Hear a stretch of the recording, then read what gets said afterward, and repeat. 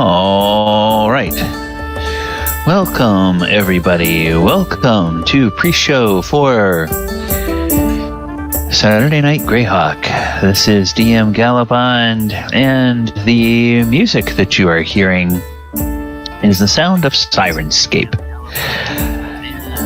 Okay, somebody has open mic. I can hear an echo in the background. The music you are hearing is Sirenscape. This is a sound set called Friendly Tavern, and what you're hearing is you're hearing the musicians playing and some of the patrons clinking their glasses and eating, and occasionally there's a murmur of conversation or some laughter in the background, and every now and then somebody has had a little bit too much to drink, and there's the obligatory little belch in the background. But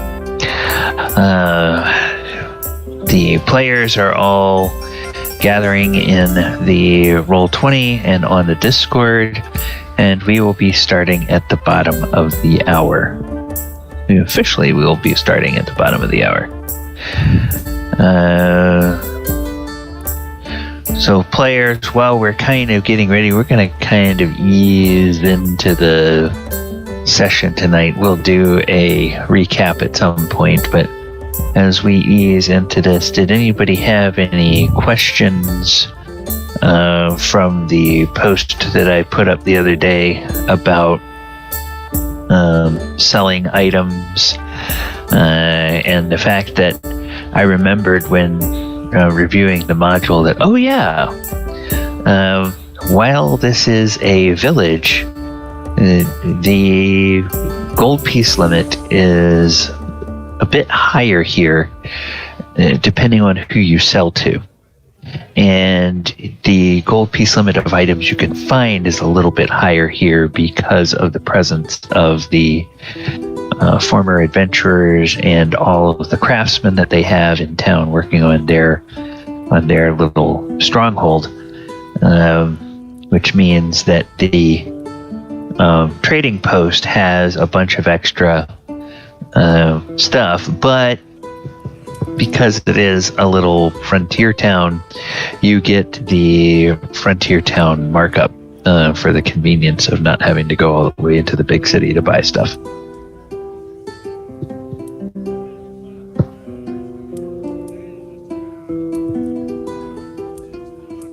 So there were no questions on any of that?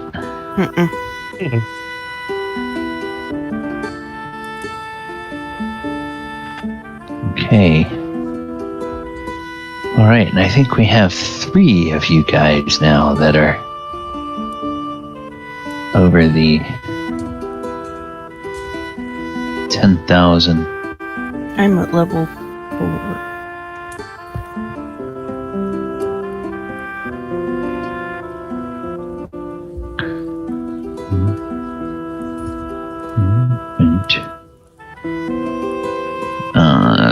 Let's see. Bob is not quite there. Archimedes is not quite there. And Arcturus is not quite there yet. Okay, so 3 out of the 4, or 3 out of the 5 regular PCs are.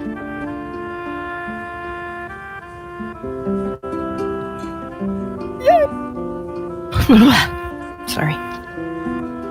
All right, and I'm gonna go ahead and change our soundscape over to the cityscape, and I will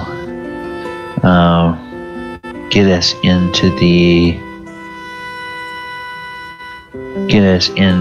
adventure now with a little bit of a recap. Welcome everybody to Saturday Night Greyhawk.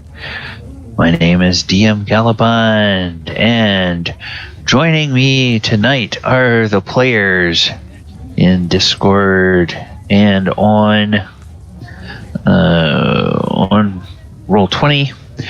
We are here for our 25th session of this game, a session that I like to call Old Friends in Hommlet. Last time, the party finished clearing out the loot they wanted to bring back from the fight they had under the ruins of the temple. They got interrupted during that operation by some folks who came apparently from Nulb, and two of whom seem to have allegiance with the cult that they are trying to deal with. So they slew 3 of those 4 people, and the 4th one turned out to be someone that the mercenary captain knows, and he was convinced by a conversation with the mercenary captain and by a little bit of a payment from the party that, oh, why don't you come work for these guys? They pay better.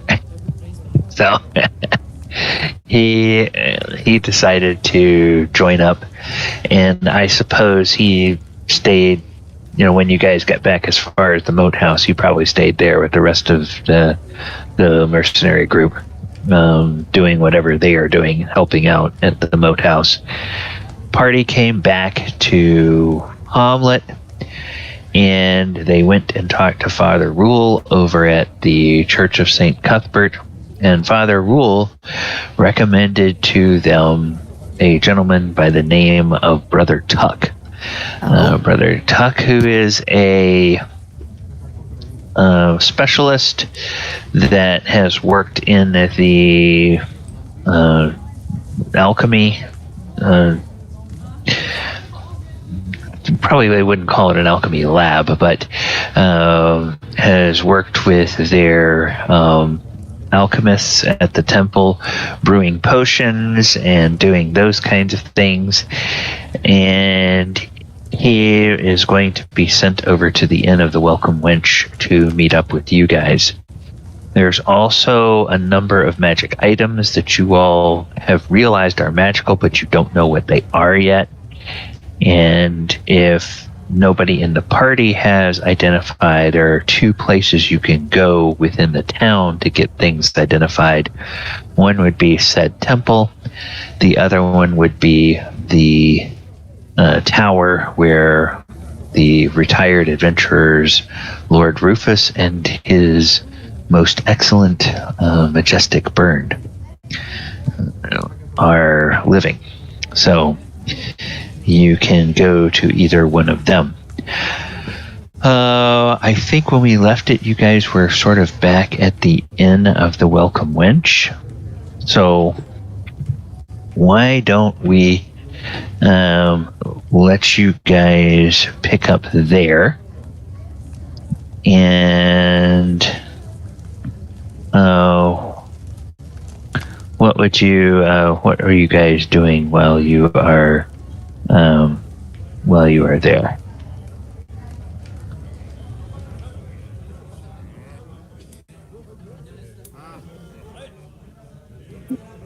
At the tavern. What time of day is it? Did we get here from the moat house kind of in the late afternoon, or is it still morning? You guys probably got back here in the early to middle part of the afternoon. You would have gone and spent a little bit of time at the church negotiating with Father Rule, and then so it would be probably late afternoon by now. It's not quite dusk, but okay. Yeah. I mean, Quint got that message to pass on to Rufus, so we've got that. Yeah, there would be time to do that before sundown if that's something he wanted to do.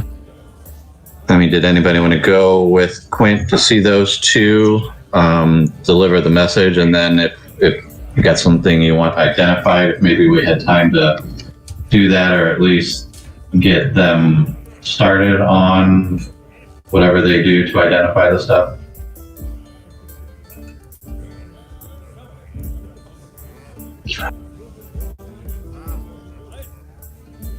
I'm just going to start calling on people.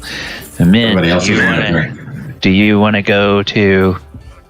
do you want to go over to the tower with any of the stuff that you want to identify? Yeah. Okay. Talon, do you want to go over to the tower? Yeah, I'll just tag along. Okay. Marcel or Archimedes. Bob said he was going to be a couple of minutes late. I don't know whether he's on Roll20, but I don't know whether he's in the Discord yet. I don't think he is. So.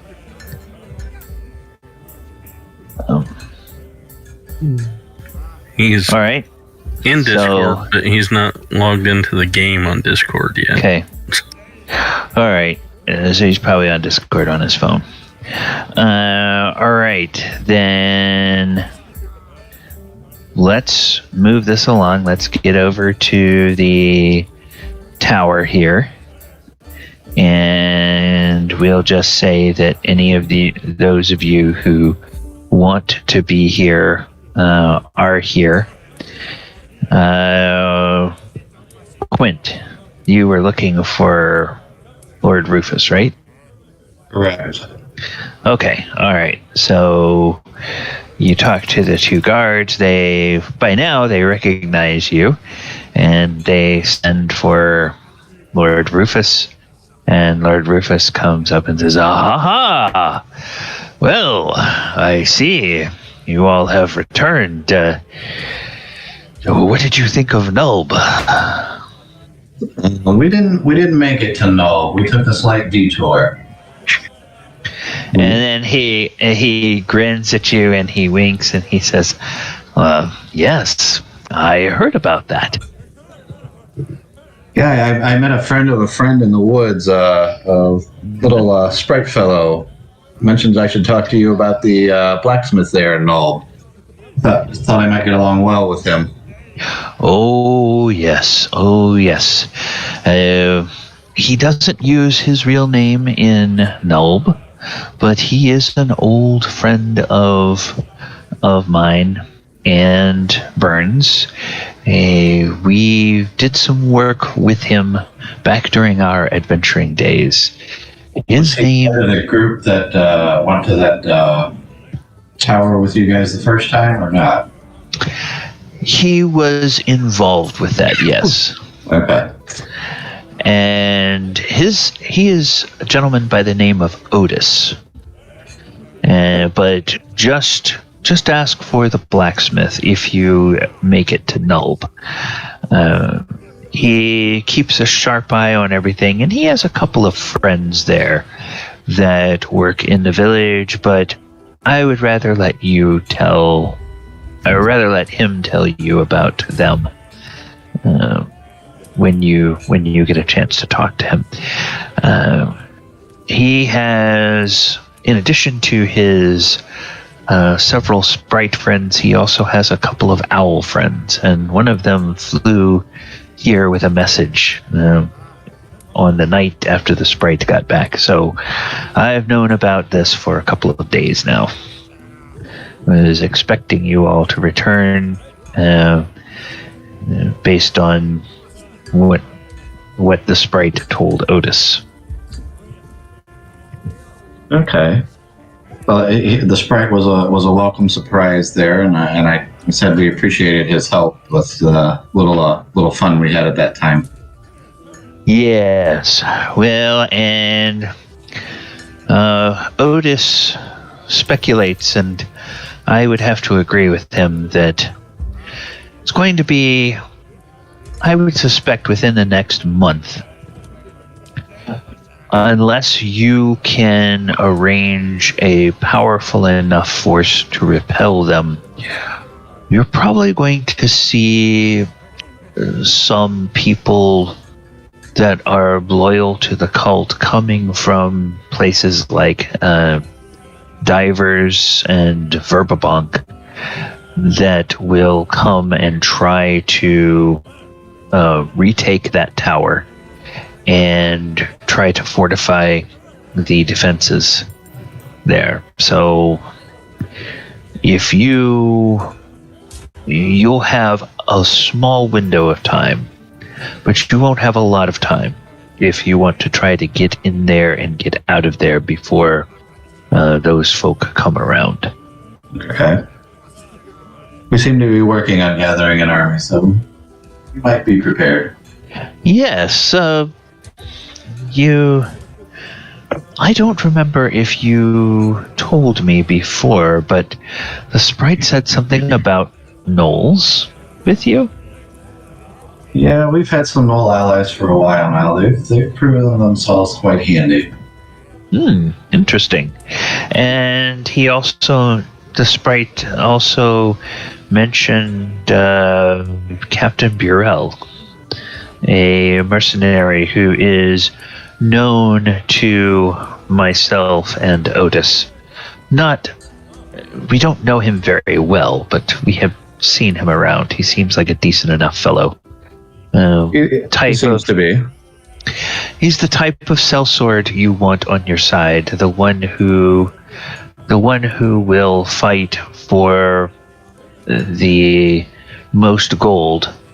And then if somebody proves really, really shady, he might just step aside instead of helping them. So he's got some scruples, but for now, you seem to be the highest bidder. And so if he spends some time with you, that will buy more of his loyalty. But remember, he's always a sellsword. And if somebody dangles too much gold in front of him, he can be bought. Okay. He seems to be proving his worth so far. Yes. Apparently he knew one of the people that came with the temple spies, and as you say, you're building your army all the time. Better to bring him along than to kill him, I suppose. So tell me a little bit, what did you find? Because the sprite obviously didn't have a tactical report on what you discovered. Oh, by the way, you all should come in. Is this the guy that I got that brooch from that turned me human? This is his adventuring partner. This is the warrior. But you're at their tower. Gotcha. Yeah. And he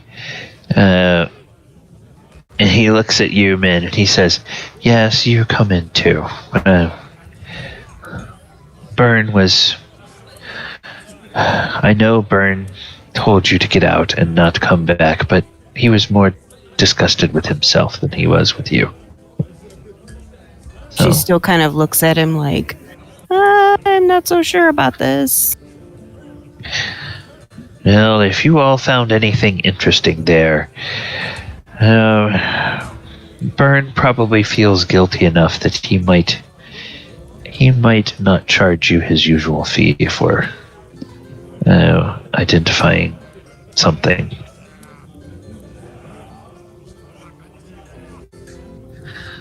So, come in. The servants are about to make dinner, or about to serve dinner. We can have them throw on some extra plates. And, because Lord knows they make enough to feed all of the stonemasons as well. So, a few more mouths won't make that much difference. And so he leads you in, and there's a nice big dinner table there. You guys can all sit around the table. Rufus leads you in, and a few minutes later, Burne comes walking in. He's kind of walking in with a scroll in his hands, and he seems to be looking over that scroll like he's studying something, and sort of absently walks in, and he goes over and he gets almost to the table before he seems to notice that other people are there, and he's like, oh, and then he then he looks and he sees Min, and at first his eyes narrow a little bit, but then his cheeks kind of redden. And he says, "You haven't had any other transformation issues, have you?" Min kind of looks at him, still not trusting him after he yelled at her last time. No. Look, I'm really sorry. I have no idea what happened. And then you yelled at me. Yes. I know. And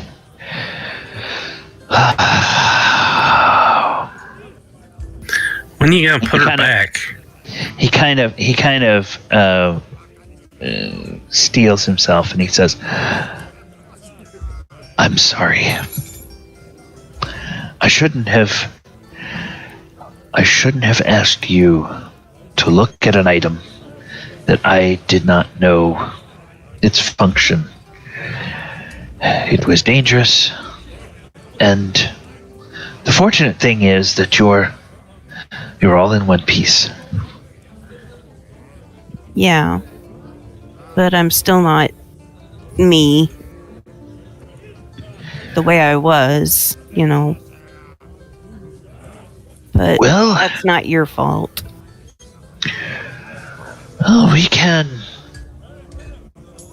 I can make it one of my long-term projects to see if I can find something that could restore you. That would take studying the remains of the item, which I still have. I will send for some of my old comrades from the adventuring days, see if they know what kind of magic was in it. I mean, it was clearly some sort of magic of shape changing or polymorphing. And it changed your form. It didn't change you, the inner you.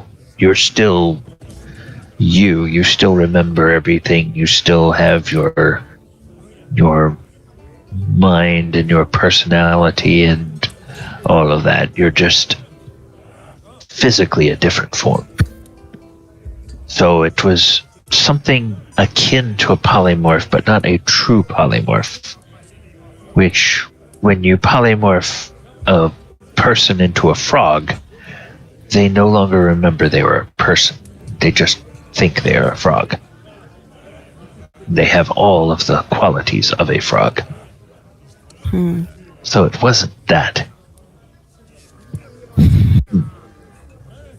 But never mind. Oh, and the rest of you are here. They're staying for dinner, Burne. Or they're staying for dinner, Rufus. And Rufus says, "Yes, Burne, yes. They were just about to tell me about their trip to the old tower, the ruins near the old temple." And at that, Burne perks up a little bit. "Oh, yes, please. Please tell us about that." And he looks around and says, "Which one of you is the spokesman? I would like to hear all about this story. What did you find?"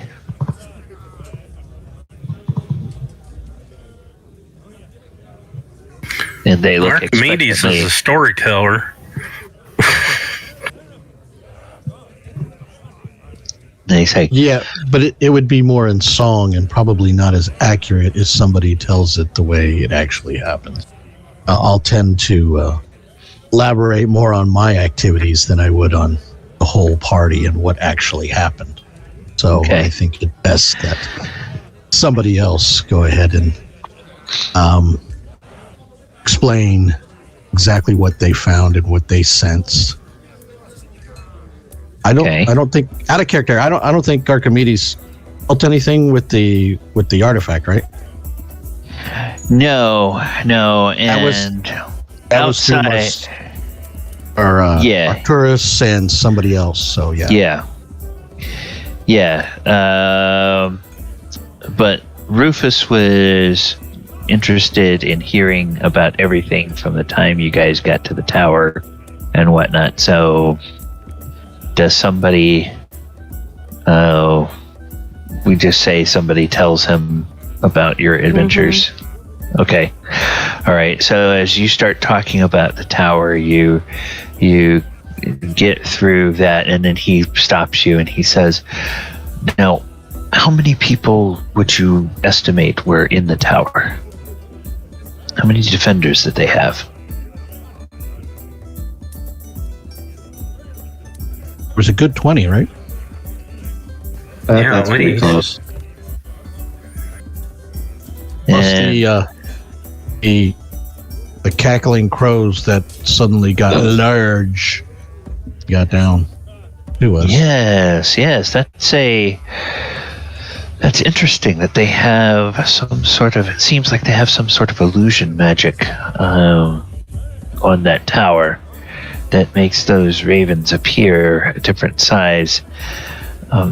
But over 20 defenders of the tower, that was well done to take them out. How did you manage to deal with such a large force? Well, our wizard has some good spells. and then they tell about Min's web. And Min kind of perks up like, yes, I do, don't I? And Burne said, "That's it, hero wizard. You remember that, Bard. You make a verse about that. How the wizard saved the day. Yeah. In that fight. Make sure when you tell the story that gets prominent. Can't do any adventuring without a good wizard. That's for sure." And Rufus is over there kind of rolling his eyes a little bit. And then, you tell about finding the secret tunnel, and they both sort of perk up at that. Oh, a secret tunnel. And you say, you talk about the safe house, and they go, that makes sense. That would be a kind of guarding the rear entrance. But the interesting thing is that when you got there, that was completely unmanned and undefended. That says that the cultists have gotten a bit lazy. They are not thinking that anyone would associate that with their activities. And the fact that none of the spies survived to return means that their agents in Nulb will know something happened, but they won't know exactly what happened. So they won't be able to zero in on that safe house as a vulnerability. Oh, I'm sure they will send people to cover it, but they will have to split their efforts and go to both the ruins of the temple above ground and to the safe house at the same time. And then you found tunnels underneath. So where did those tunnels underneath go? Under the temple? Under the temple. Did you meet any resistance when you got there? A lovely half-orc thief and a wizard are both dead. Oh, you managed to kill them both. And did you find anything interesting there?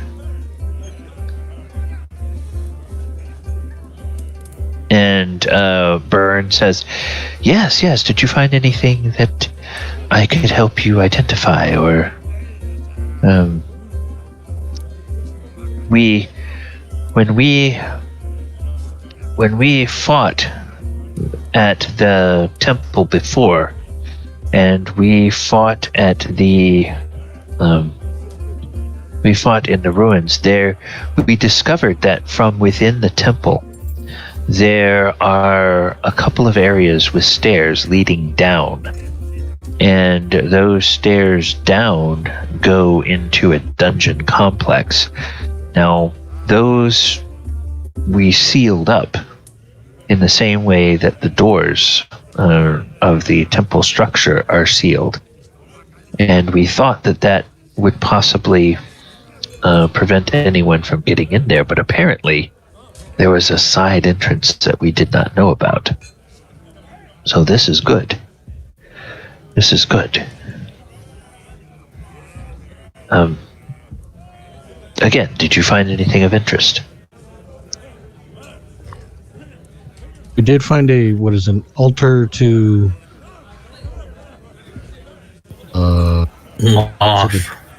Loth, yeah. Yes. Oh, yeah, actually, as I was going back and writing up the handouts, I realized that in my mind, I had combined two separate items. There's, on your treasure list, there is a redwood box, and that redwood box is the box that folds out and has the little shrine to Loth in it. And then there is the cabinet that's a separate item, and the cabinet is the one that you use to bring the mirror up. So the mirror and the mirror is not part of that little shrine to Loth. It's a separate piece. But when I was going through it and putting in treasure the first time, somehow in my mind I conflated those two. So they are separate items. So now, what all did you bring with you? Did you bring anything with you here to the tower that you would want them to look at? Man. Well, she kind of like pulls off the pack and starts rummages around, and then starts pulling out magic books. What about Okay. the wands? Well, I was getting there. Okay, you wanted to start with the books. Okay, 5 of them are spell books. Right. I just want to make sure there's nothing untoward about them. Okay. Burne's eyes light up, and he says, "Oh, this is a treasure trove. Guard these very carefully. And if you're willing to share any of these spells, I could perhaps do some consulting work with you all. Perhaps identify items for you, or if you have any minor items that need recharging, I might be able to help you with recharging some of those items in exchange for perusing the spell books to see if there's anything I can add to my list. And of course, I would also let you look at my full spell book to see if there's anything else you want to add."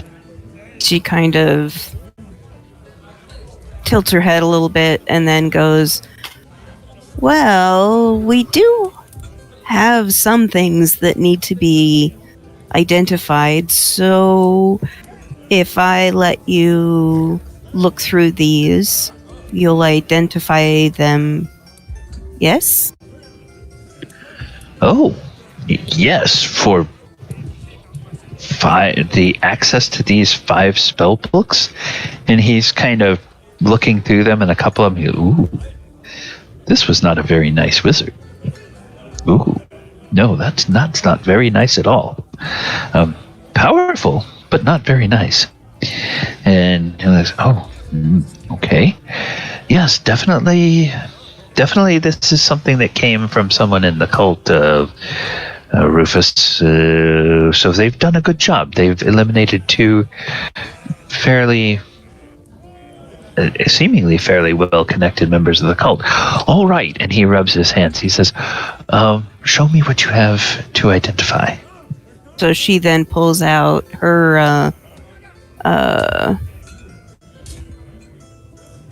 basically she kind of just has this big sack and just upends it and shakes it out, and like the wands fall on the ground and the other odds and ends items they had discussed that they wanted to have identified. Okay, So, I don't think you would be shaking those out. You would be pulling those out because you. She's not sure about touching them yet, so she's just kind of like, kind of rolling them out the side. Okay, one of them is a crystal ball. You're just going to dump that out on the table. Talon will touch it for her. Jesus. Okay. He'll also pull the mirror out of his bag and. Okay. Yeah, that chest that was probably something you had to bring back on the cart. Because that mirror, that part of that chest, that mirror is 2 feet wide by 5 feet tall. So that's not going to fit in a sack. No. Yeah, it's bigger than me. Yeah, that's you may not have that with you here, but at the tower, but it would be on the cart, probably at the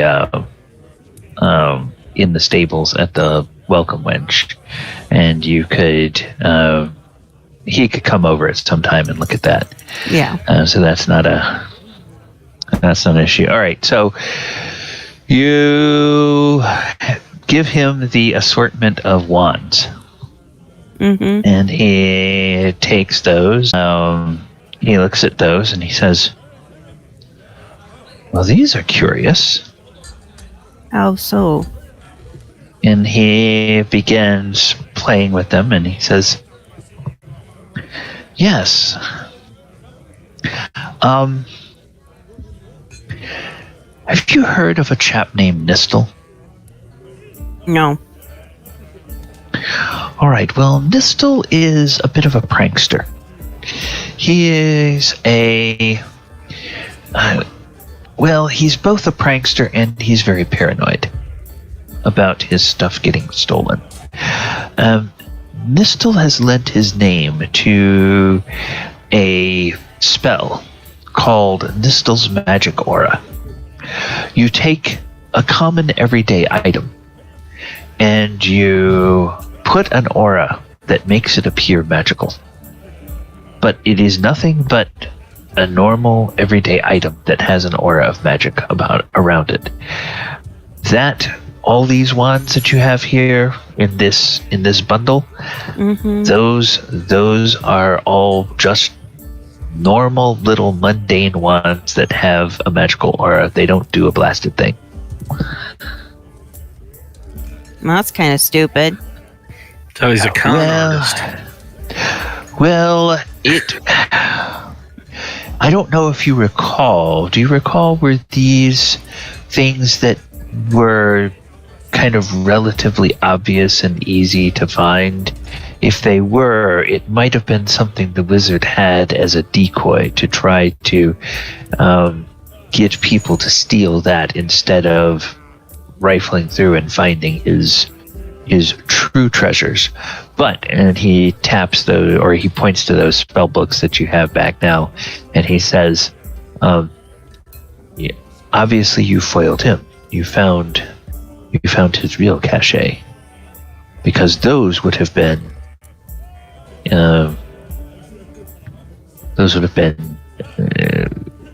guarded carefully. Now another one you did find, because I have the list, and I'm hoping that you guys as players are paying attention to the list and going through it. There's a leather case that you found that had another wand in it. So do you want to do all the wands at the same time? Might as well. I would think they'd all be together. Okay. All right. So, Burne takes that one. He looks, he says, "Oh."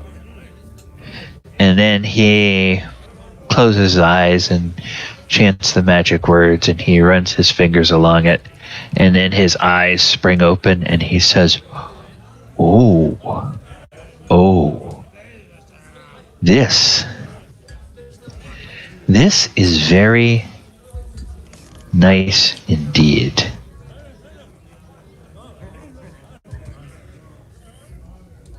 And Min, you now have a new item in your journal. Okay.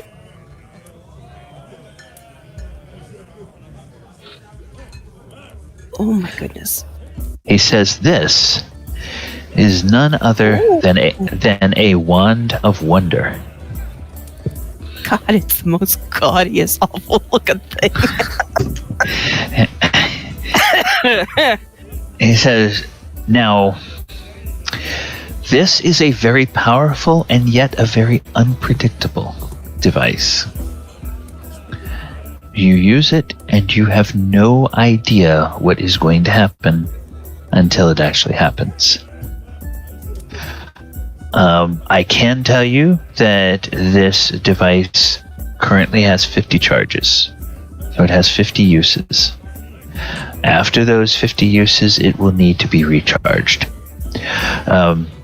Recharging an item like this is currently something that's a little bit beyond me. By the time you use it up, my studies may have advanced and I may be able to help, but I can tell you that no matter how good of friends we are, it's always going to cost to recharge an item of that level of power. Because there will be special reagents that will be required. Will we need to provide those, or do you have a way of getting them? Oh, you'll probably have to go questing for the reagents you need to recharge this. It might involve killing a dragon, or, at that time, her mouth just kind of drops open, like something equally powerful. Every manufacturer of these wands of wonder is slightly different, and it's only once the charges are exhausted and you delve the item to determine what is required for recharging that I will know exactly what is needed. But I would expect it would be something fairly powerful and fairly expensive. So basically what you're saying is that be very cautious when you use it and don't use it unless you absolutely have to? That would be a good rule of thumb with an item like this, yes. This would not be your first choice in any battle. It would be when you have exhausted your spells, when some of your comrades are close to death, and when you just need something to save you and your party. That's when you pull out the Wand of Wonder. Point it at whatever you want to affect and activate a charge, and then hope that something beneficial happens. Okay. Yikes. I mean, I have heard of wizards who have killed themselves and all of their companions because when they used a Wand of Wonder, a fireball went off right at the tip of the wand. Okay. And then there are other stories where there was a dragon assaulting a wizard. He pointed the Wand of Wonder at it, and it turned the dragon into a chicken. Well, that would be funny to see. Yes, but the thing is, you never know which one you're going to get. Or what other of a myriad number of effects might happen when you use it. That's the thing with these wands. Very powerful, equally unpredictable. Gotcha. Like a box of chocolates.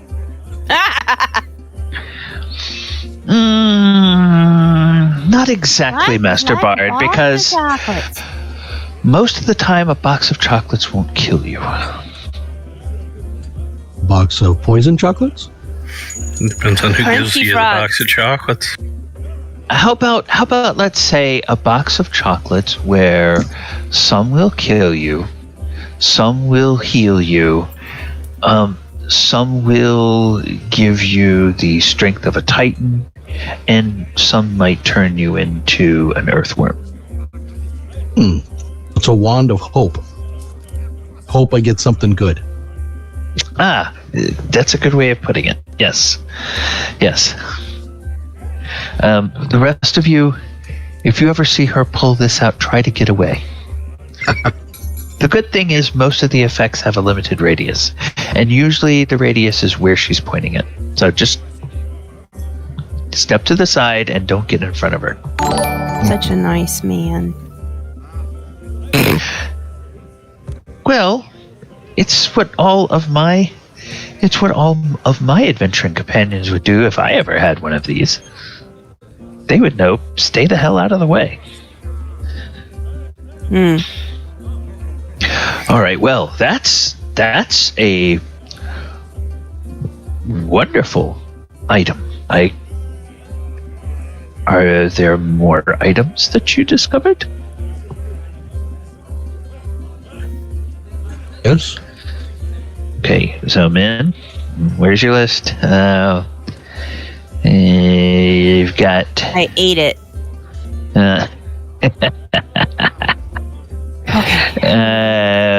I know you have the crystal ball. Right, we have got the crystal ball. So we had the 5 books. We had the. Those wands. are the spell books. We had the wands. The look pretty wands, basically, and then the really big important one. Let's see here. I was going to pull out the bundle. Oh, pull out box. your bundle. Okay. Mm-hmm. Then we have a crystal ball and Are there some staves there too? a pair of bracers. Oh, okay. All right. Yes, those. I think we had a. Would we know that it's a potion of healing, or are these potions that we have to have identified? No. Out of character, we know what they are. In this edition, you can do sort of the taste test thing where you taste a little drop of it, and that will give you an idea of what it does. And there's only a limited number of potions that do that, and with a wizard and other people in the party that have experience with magic items, you can figure out which one it is. So obviously the danger with tasting potions is that if one of them turns out to be a poison potion, then you have to make a saving throw. But otherwise, if you just taste a drop or two, it's not going to spoil the potion, and it will tell you what it does.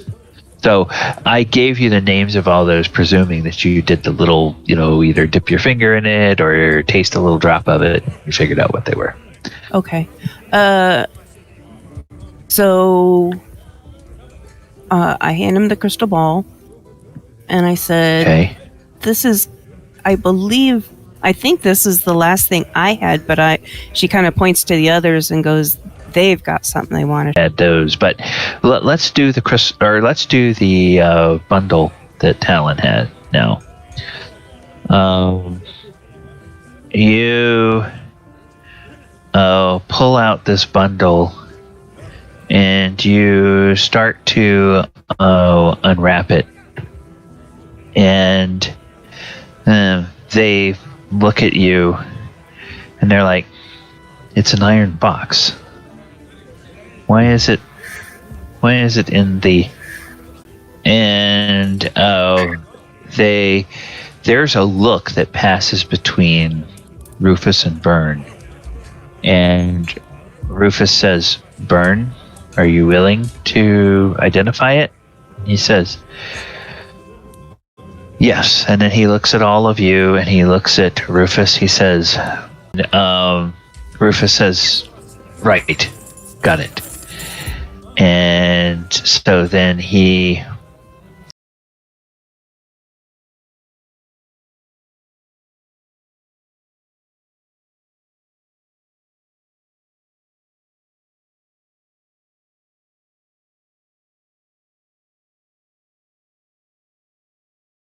Three inches in diameter that looks like it's in the shape of a human skull, with the lower jaw missing. It's completely carved out of gold, And then at the 4 cardinal points in the forehead, at the back of the head, and at each temple, there are sockets where it looks like some items could fit in. And when they see that Rufus and Burne both gasp, and at the same time they say, "The key." And they look up and they say, they look over to Talon and they say, "You were right. You were right to say that this is an evil item indeed. This is the key to destroying the entire temple."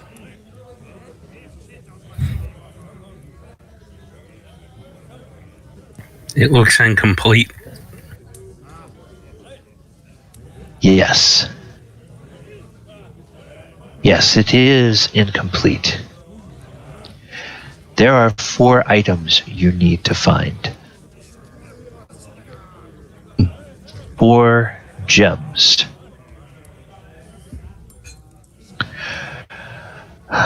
Perhaps it would help if I tell you a little bit of the history of this item. You put it to song. And I will let you put it into song. Okay. This is a magic item that supposedly was created at the time the temple and its complex were built. And it was created by 2 very evil powers. It was created by the Lord of Evil Tyranny, Ayuz, working in conjunction with the Queen of the 222nd layer of the Abyss, Zugtmoy. They are the 2 powers behind the cult that operates that temple. Now, the key can be destroyed once it is whole, and it will destroy the temple and its entire complex. But according to legend, the 4 gems that are needed to complete the key have been dispersed to 4 elemental nodes. A node of the plane of elemental air, a node of the plane of elemental earth, a node of the plane of elemental fire, and a node of the plane of elemental water.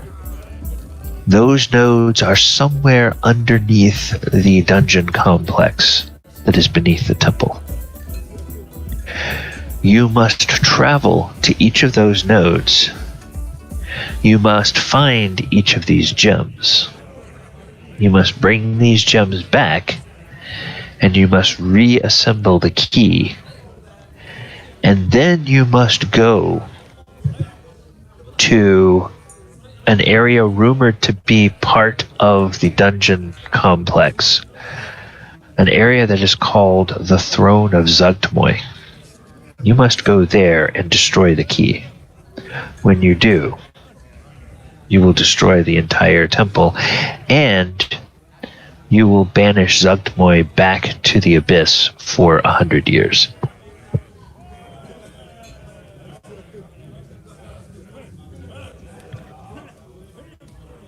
Wow. Do you all sound up for that?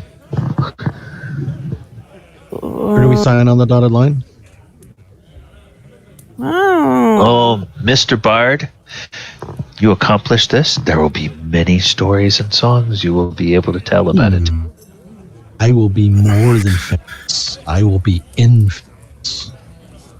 Yeah, and I'm sure you will be the one that did everything. All Archimedes and his from leaflets. Archimedes and his band of merry friends.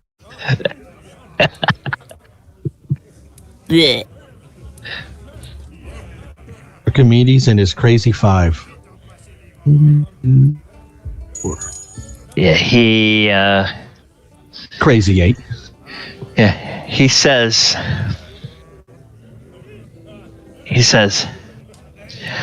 this is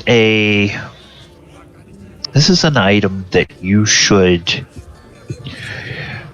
be very careful in handling.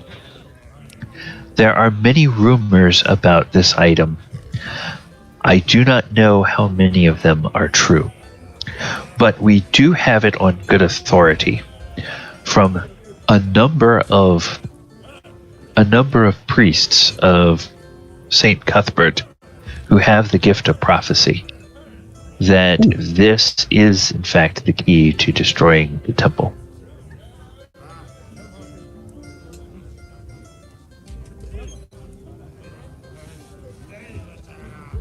Okay. So we should leave it here until we find the gems.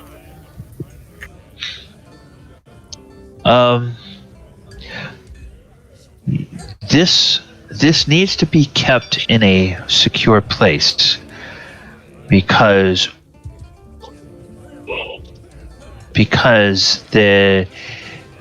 if any rumor of it being removed from the temple complex reaches the cult, they will be searching for it. I don't know whether you think it would be safer to be kept with you or safer to be kept elsewhere. Certainly you want it under heavy guard at all times.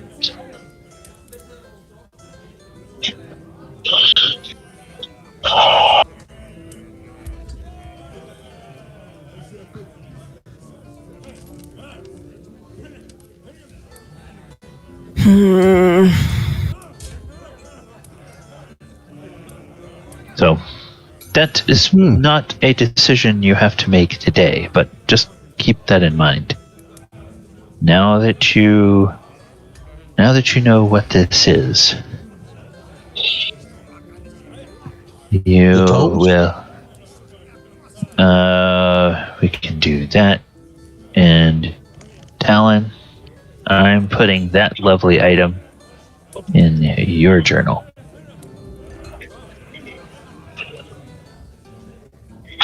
So you can figure out what happens to it. All right. So we have the crystal ball, we have the tomes, and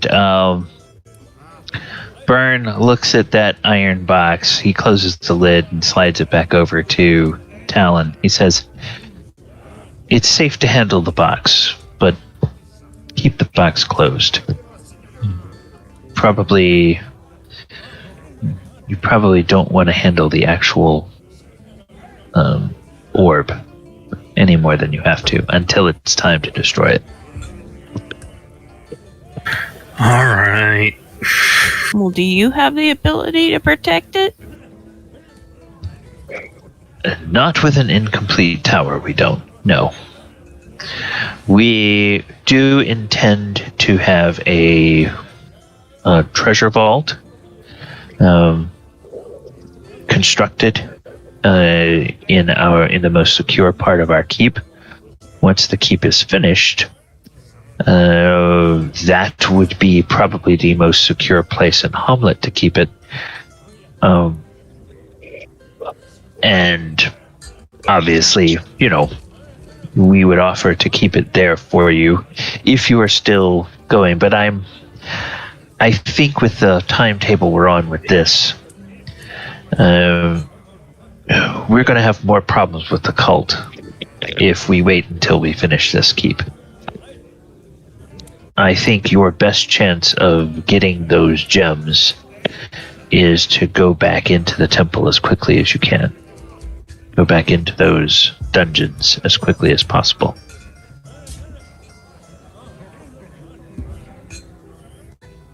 And So then we'll do. Somebody mentioned the tomes. Okay, he'll look at one of them, and he will say, "Oh, now this is very interesting. This is a tome of leadership and influence.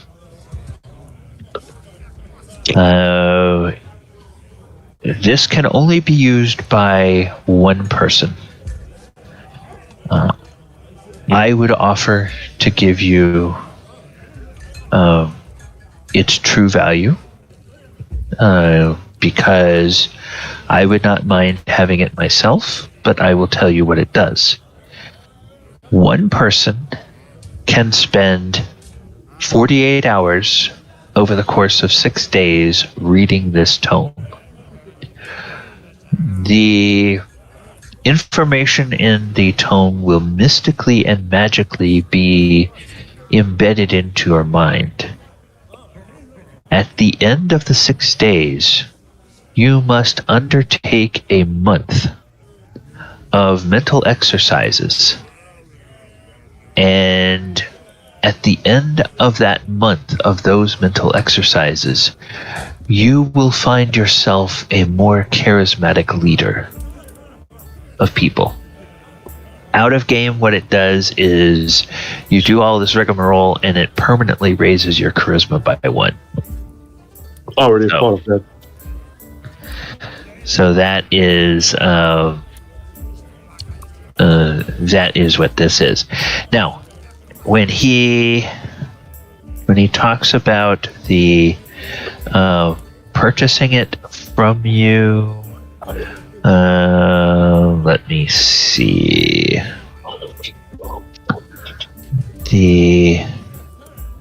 Let me get the price of it. Because this adventure has pricing for the unique items that are in it, but doesn't have.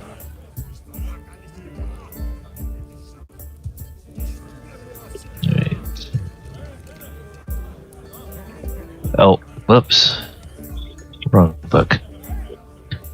It's not in the player's handbook, it's in a DMG.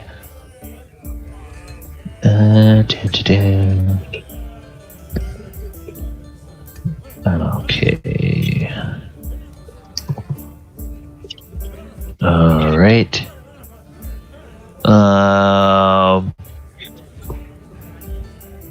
That.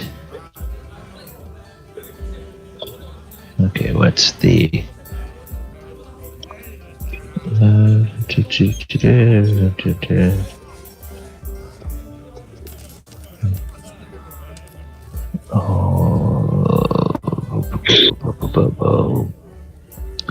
So it's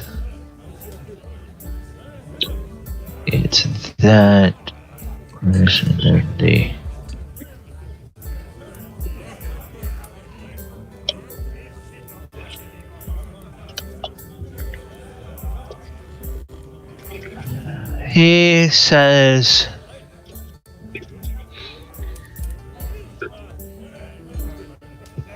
He says, I will offer you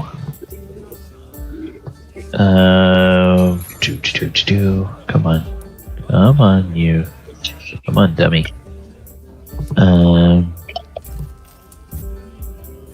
Games, tools, generators.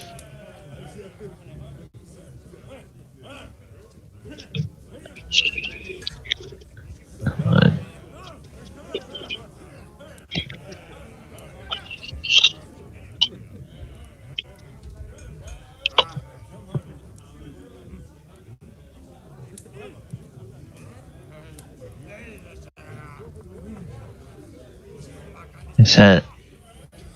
He says,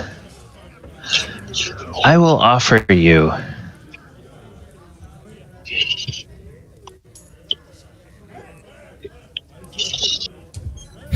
25,000 gold for this.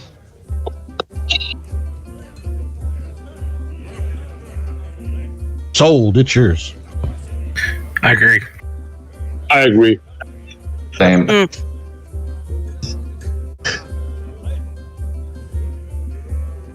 Okay. Everybody's agreed? We sell it? All right. So he will pull the Tome of Leadership and Influence back over to himself, and he will pull out a little leather booklet, open it up, and he will write out a deck basically to you that is drawn on the moneylender, and the moneylender has I think I mentioned in one of my notes to you, they're connected to banks in the major cities and everything, so Sure. you can basically we might want to use that for like a credit for something else also. Yeah. So so basically you have that amount of money in your party account that you can go to either the bank here in Hommlet or to one of the banks in the major cities and draw upon that. So in the party treasure, we'll put that you have a 25,000 gold. Those gold pieces in party treasure for Tome of Leadership. And then the other book, he looks at that one. He looks at the other book, and he says, "Curious. Very curious. Looks like a normal book, and it emits an aura of magic, but I cannot detect anything else. Now those wands, I could tell that aura was an aura of misdirection. This is a magical aura, but I don't know anything. It doesn't reveal anything about the contents of the book." Then he looks at all of you. He says, "Little voice tells me that is something to be wary of. You all are welcome to it. I'm not going to open it. Any one of you can have it if you wish." And he just sort of pushes it out into the middle of the table. And he looks over at Rufus. He says, "I don't think we should purchase that one." And Lord Rufus says, "You're buying it out of your share, so it doesn't matter to me." That other book. Is it cursed? I can't tell. And whenever you try to identify something magically and you can't tell anything about it, more times than not, it's not something good. Let's put it that way. I don't know there's a curse on it, but I can't say there's not a curse on it. So, again, any of you, and then he looks meaningfully at Min. He says, "You see, this is another item. I don't know what it does." I was going to say, let Min open. Not touching it then, because last time I touched something that you didn't know what it was. But it might help you. Look what happened to me. Please touch it. But the reverse might happen of the reverse. She gives him a dirty, dirty look. Okay. Maybe somebody at the Church of St. Cuthbert could maybe shed a little light on it. Yes. Take Maybe. it to the church. See if they can give you any information about it. And we have a crystal ball. Let me take a look at that. And he does his identify, and he nods in satisfaction. He says, "Yes, this is a crystal ball." Oh shit. Well, it's very common. It's a very common, not common. It's a very useful and powerful scrying device. I have one of my own, so I don't need another one. But now this is one that can only be used by a wizard. You can see over virtually any distance, and you can even, once you have with it, you can even see into other planes of existence. Now, limitations: you need to know the subject that you're viewing.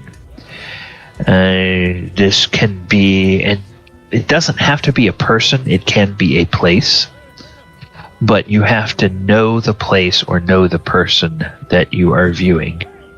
And the more knowledge you have, the easier it is to find it.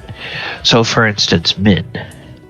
If there is a relative of yours back home that you know very well, you could use this crystal ball, and without any chance of failure, you could scry on that person and see what they are doing right now. You can't communicate with them through it.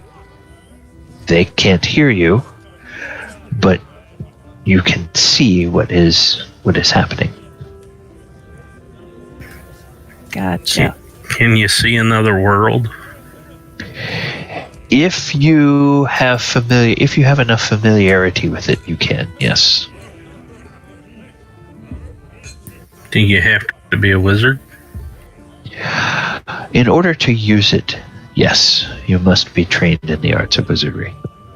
So Min just kind of grabs a hold of it, or at least carefully, and goes, "Okay, I'll take it." I just wasn't sure. Never used anything like that before. Of course. All right, so now you have another item in your journal. A crystal ball. Okay, and then you guys did not bring the mirror. If you say that you are going to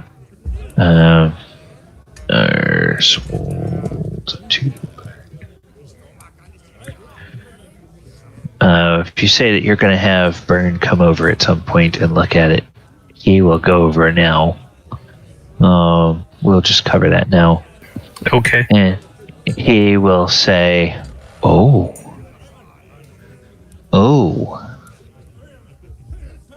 yes.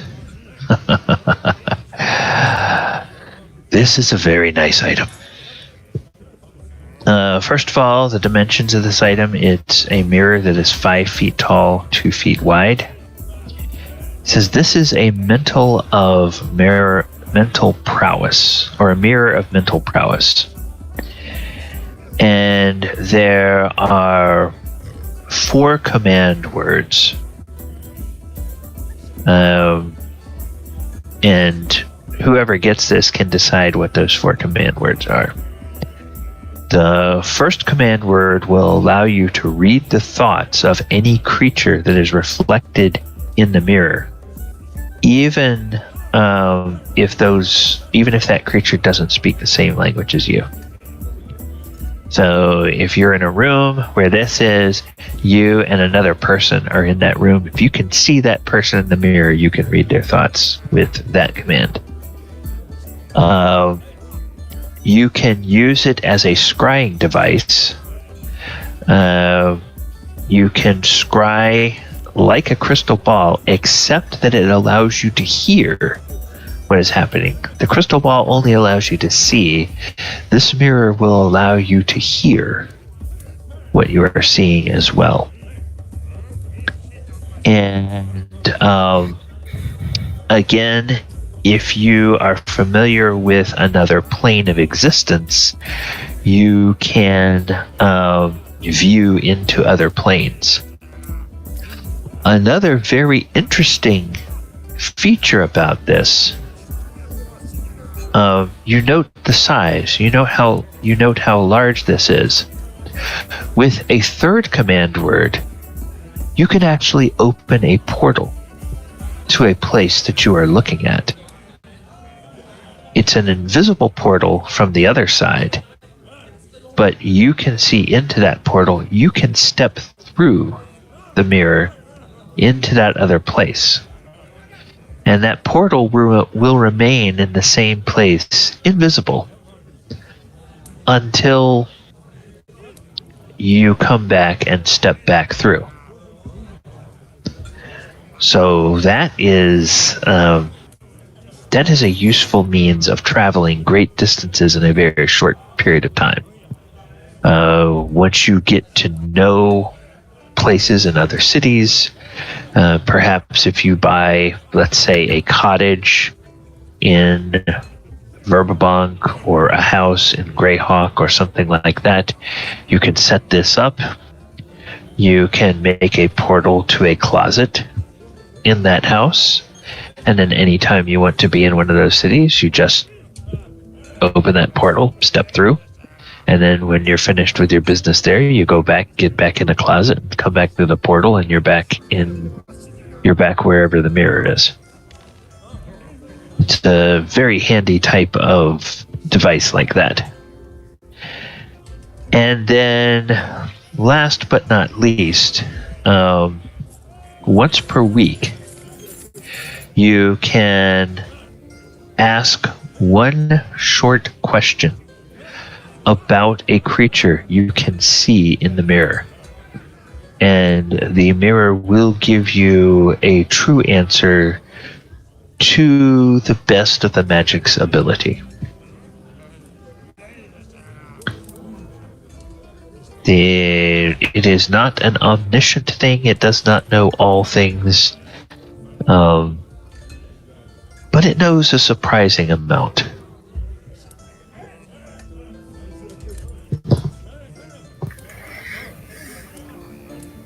I like. Oh.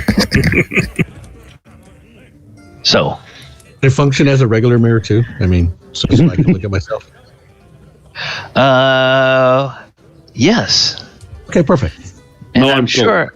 And I'm sure Archimedes, if you asked about reading the thoughts of yourself, it would tell you that you are very vain.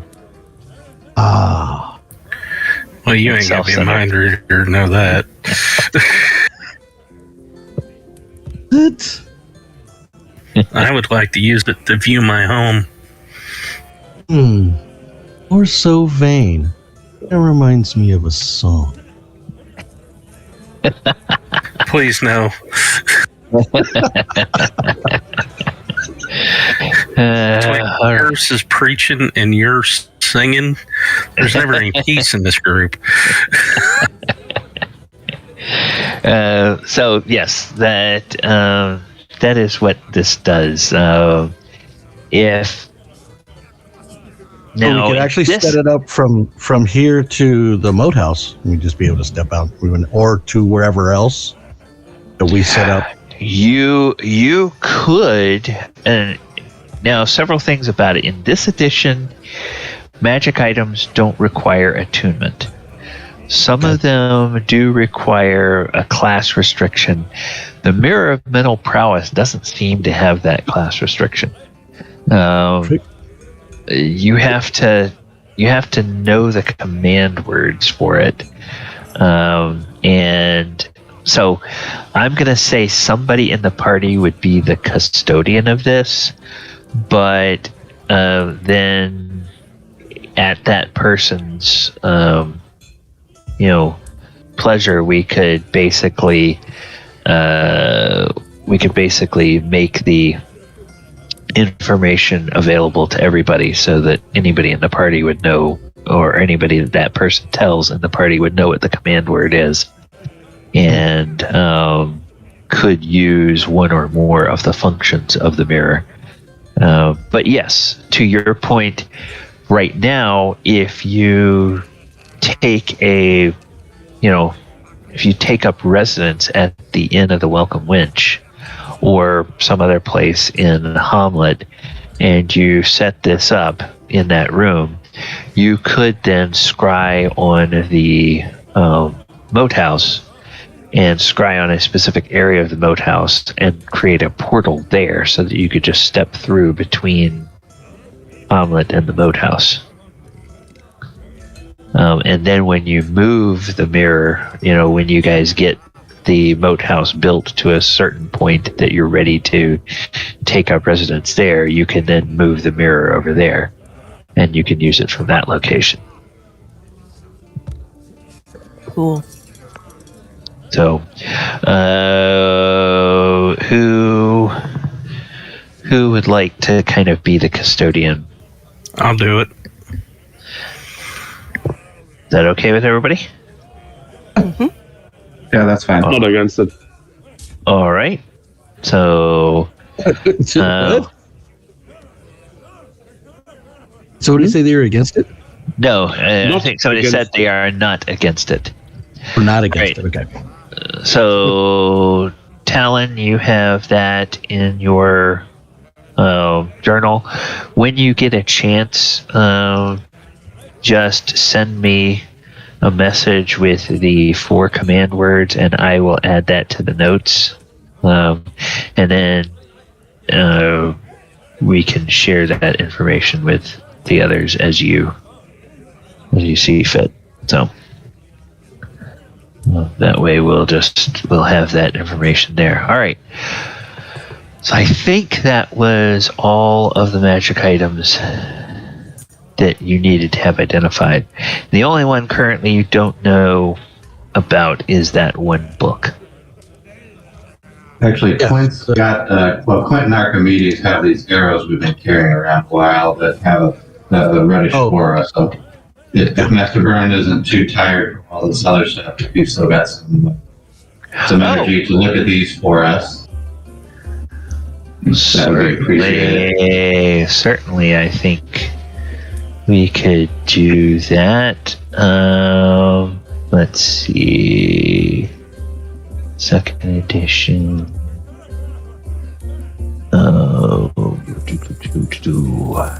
We've been carrying them around for a while. Yep. Yeah, we got them back in session 3. I think I remember what those are, but I'm going to look them up just to make sure that I don't tell you something wrong. And then that is... There we go.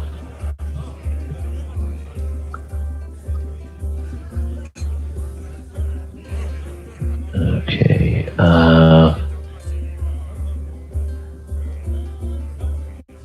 All right, session 3.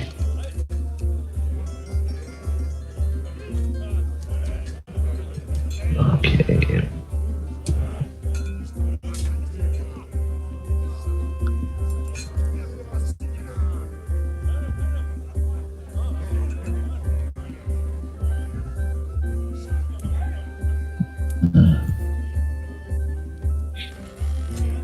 All right.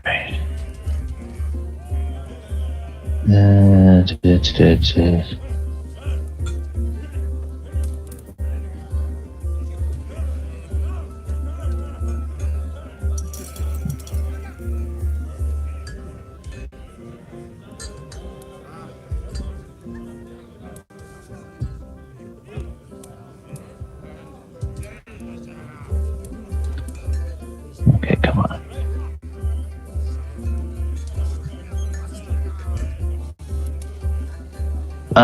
Yes, those arrows, they will deal an additional 1d6 fire damage.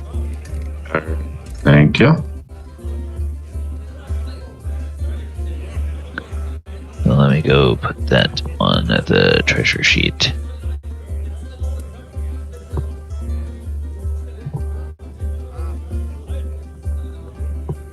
Alright.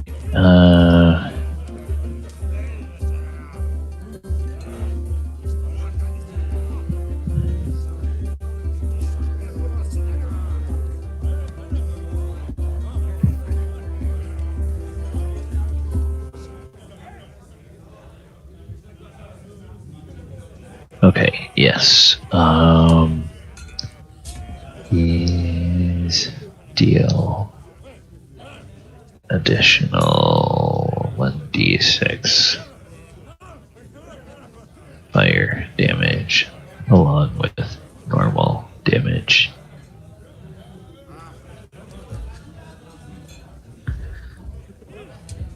Alright. And then I'm gonna go down here. Okay.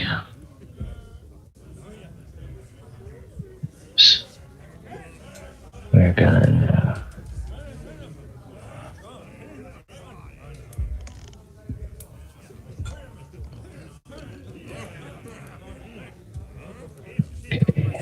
all of leadership sold to earn for 25,000 GP.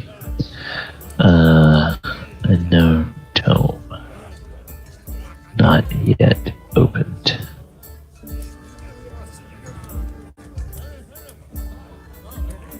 Okay. That is Wand of Wonder. 2 men.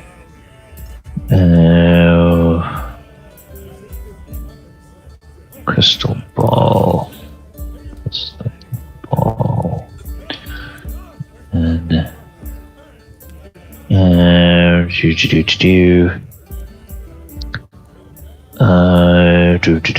okay.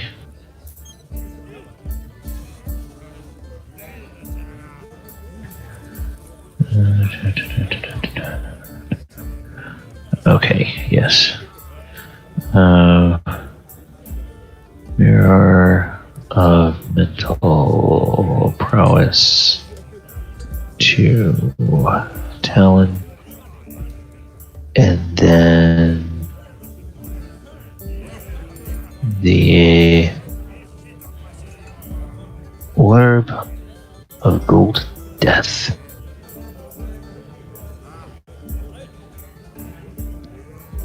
Iron box. Okay.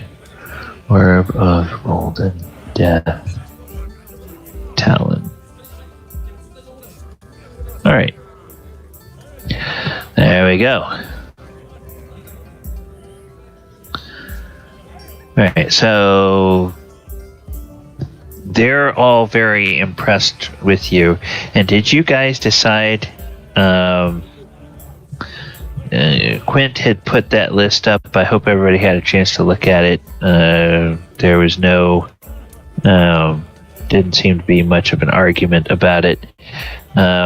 Did you decide you wanted to sell those treasure items, those art object treasure items, to Rufus and Burne? Or did you want to keep any of that stuff? Because I put in a note in the Discord of what they would pay for the thing. The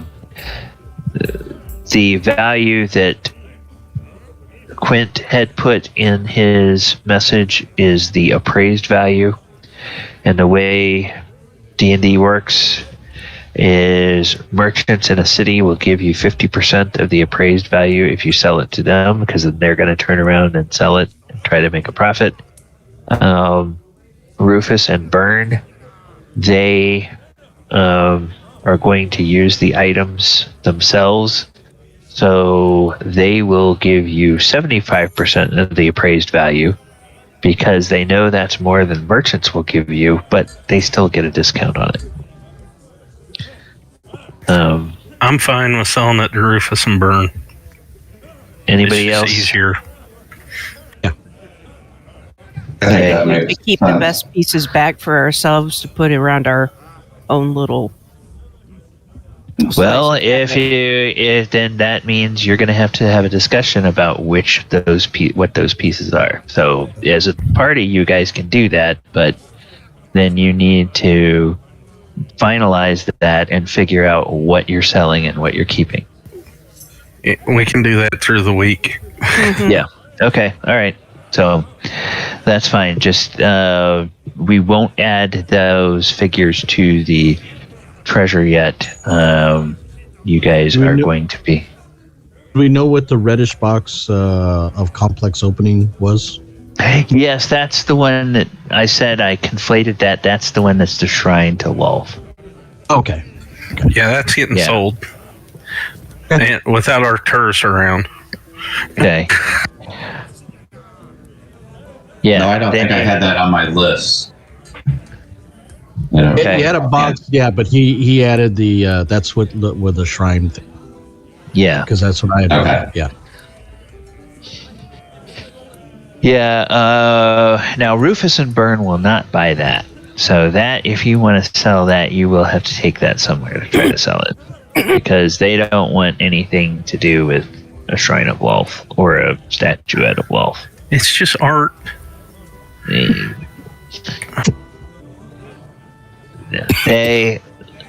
They say yes. Well, Is that like the same thing as this small ceramic statuette, or is that? no. That's small ceramic statuette. That's a statuette of a frog. They would buy that. Really? Oh yeah. They would buy that. Okay. They'd buy that. They'd buy the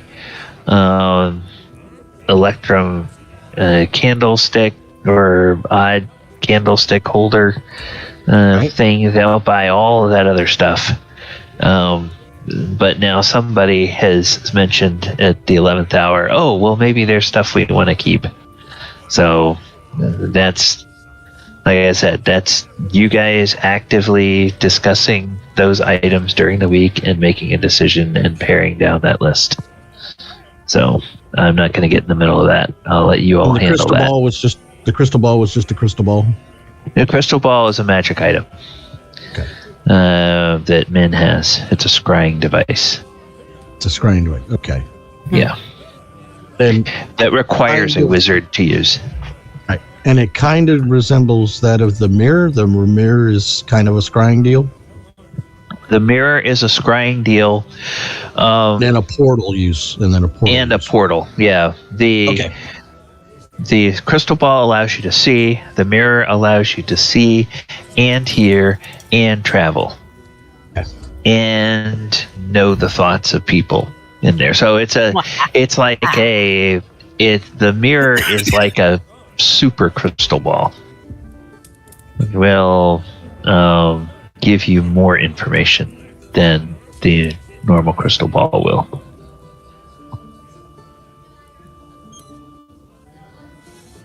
Then the bracers of defense, was that going to?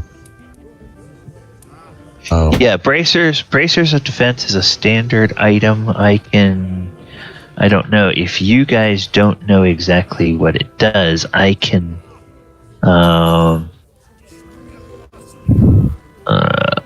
tell you. I think I had a discussion with that. Is that Talon? Well, there was a suit of leather armor and there was a bracers of defense, and yeah, that was me, Bob. there was Oh, a okay. That was discussion Jason. which one of you was getting what. I wasn't even putting my hat in the ring for those. I didn't care. But I had thought maybe that Min was going to use those also. But Well, Min has a ring of invisibility, and as long as she's doing area effect spells, she won't turn visible. So, I mean, really, if she's invisible, it's going to be really hard for them to hit her anyway. So, Okay. they should probably go to somebody who's going to be in the fray. Yeah. okay. Then Archimedes will take the bracers of defense. Yeah, the bracers defense are the armor class 6 variety. Okay. So you start off with an armor class of 6, and then if you have any kind of bonus with your dexterity, that goes down from there. If you put on any armor, the bracers are null and void. They don't have any effect. So, yeah, so you have to wear them. You have to wear them without armor. So the question then is, between the bracers defense and your natural dexterity bonus, does that take you down lower than armor class wearing armor? Or do you get other benefits, like for your spell casting or your other abilities or things like that, from not wearing armor that you think is worthwhile? Right. So it's all the trade-off. That's what the trade-off would be. I'd be wearing the bracers instead of the chain, and so that I'd be able to do my magic there. Yeah, and just without the chain, that's 40 pounds lighter. 40 pounds less weight you're carrying. And a lot quieter. Jingle, Yeah. jingle, jingle, jingle, jingle. Yeah. I mean, not that we have to worry about that. We've got paladin and heavy armor running around with the party. Clang, And- clang, clang, clang. And who knows what the priest of St. Cuthbert will be wearing when you meet him. Probably look like a tin can. Yeah. So, are we done with disposing of all these magic items at the moment? Yes. Okay. I think so. Does that mean Quint's going to take the magical leather armor? Yeah, I'll take the leather. Okay. I mean, I think Okay. the bracers make sense for Archimedes. He can use the spells then. Okay. All right. Then I think that's about. I have 5 after the hour, or 4 after the hour, so I think this would be a good time to take our break. We'll go ahead and we'll take a break. We'll come back. We'll introduce you to your new cleric, and then we will see what else you want to do based on your interactions with Rufus and Burne earlier in the evening. All right, everybody, thank you for joining us, viewers. We're going to go on break for a little bit. We will be back in a few minutes. In the meantime, I'm going to put the music on, and we will we will be back. I'm going to mute, and players, you can stay here on this voice channel in the stream, or you can go to the off-stream voice channel if you want to talk over there. I will be back.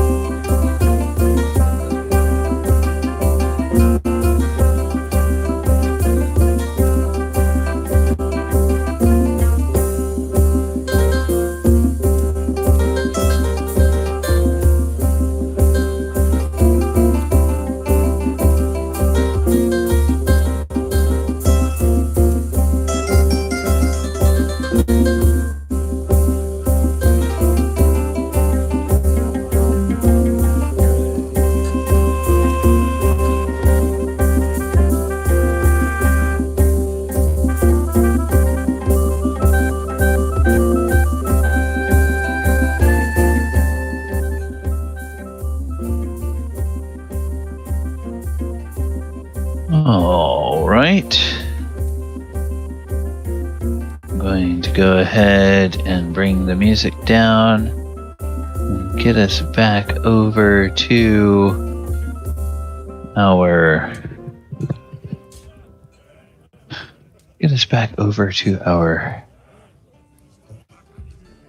in-game map. Let me let the... Alright, there we are. Okay.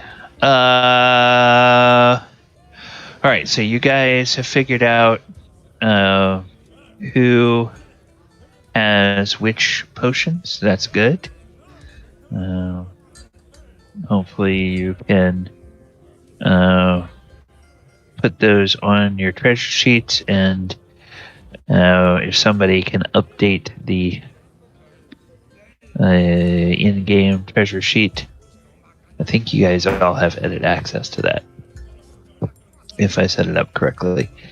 Otherwise, somebody can just send me a list of who has what, and I will do it later. We were just talking about that, about doing like a Google Sheet, and Jason has already started one. Well, okay, let's keep it all in. You don't have to take it. Okay, okay, go ahead. Okay, so what I was thinking is, you've got your by episode sheet where it lists out our experience, it lists out the items that we got, but for a quick review of, okay, what do we still own, and what's in our quote unquote hoard, so to speak, so that it just divides it up between like, what do we got for gems and what do we got for armor and stuff like that. It's more of a cumulative, but where we're still keeping your piece that you're giving us intact. Okay, all right, yeah, that'll work. If that helps, I would like one of the players, to volunteer that as the other sheet gets updated and things get either assigned out or they get consumed, somebody will go into that treasure sheet and just use the Roll20 and like strike through it or indicate who has that item now. Okay. So that I don't have to wonder about what's still floating around and what's been handed out. Well, I think maybe between Jason and I mean, okay. I can go in and grab all of the equipment and sort it, but it'll have to be up to others to go, oh, well, we already used that, or, unless it's already marked, or, oh, we sold that piece, okay, take it off the list. And then, again, as we go through and people put their names next to stuff that they want in the spreadsheet, I can go through and, okay, do the strike through of whatever. But other people will have to kind of help make sure that I'm doing the right ones and all that fun stuff. Doing a double check. Okay. All right. Sounds good. It's what I do for my job. So, like, okay, I can do that. Okay. Yeah. Well, if you have the skill set and it's something you don't mind doing, that's great. When D&D starts feeling like work, that's when I get lost in spreadsheets because I'm a geek. Okay. All right. Anyway, alrighty. Well, once Jason shares that link, then maybe you can pin it up at the top. Okay. Yeah, I can do that in the Discord. All right, so let us go back to the Inn of the Welcome Wench. And it is, we'll say it's a couple of days later, or the next day, after you had that evening over there. And the next day, as you are there, Father Rule will come in to the inn, and he will be bringing Brother Tuck in tow. he will bring him over there, and he will introduce him to everybody. He says, lady and gentlemen, this is Brother Tuck. He is the cleric I told you about that is in need of doing some more adventuring, and he is willing to accompany you on your journey. I have spoken with the other elders at the church, and we have talked with Brother Tuck, and we have all agreed on the terms that we think would be equitable for the services of Brother Tuck, and by extension the services of the temple, for him adventuring with you. And he has a little scroll, and he sets it down on the table before somebody, so one of you can pick it up. It's got the seal of St. Cuthbert on it. So who wants to take a look at that? Yummy. All right, so Min picks it up. And, well, hey, nobody else is saying anything. You. I said not me, but okay. I thought you said it came through as sounded like yummy, and No, not me. But That's what it sounded like to me too. That's what I heard. I heard yummy. I didn't hear not me. Well, I was talking about the food that they were serving. Okay, so all right, who's picking this up? Let's go on here. Come What's on, Min guys. picking up? It's a scroll with the seal of St. Cuthbert on it. I'll pick it up. Okay. So you pick it up and you open it up, and Brother Tuck will be sent by the church along with a number of supplies. And these supplies are refreshed every time he returns to Hommlet. There's also some additional discount, I believe, at the current time, because you were working with the city elders. You were sort of an adventuring company in residence here in Hommlet. You were getting potions of healing from the temple at the rate of 25 gold instead of 50 gold each. Now, with Brother Tuck along, you will get an additional 10 gold discount, so you can purchase normal potions of healing at 15 gold each instead of 25. And you don't have to pay Brother Tuck anything, but you are requested, when you return to Hommlet with loot, you are requested to donate 10% of the gold piece value of the loot to the church.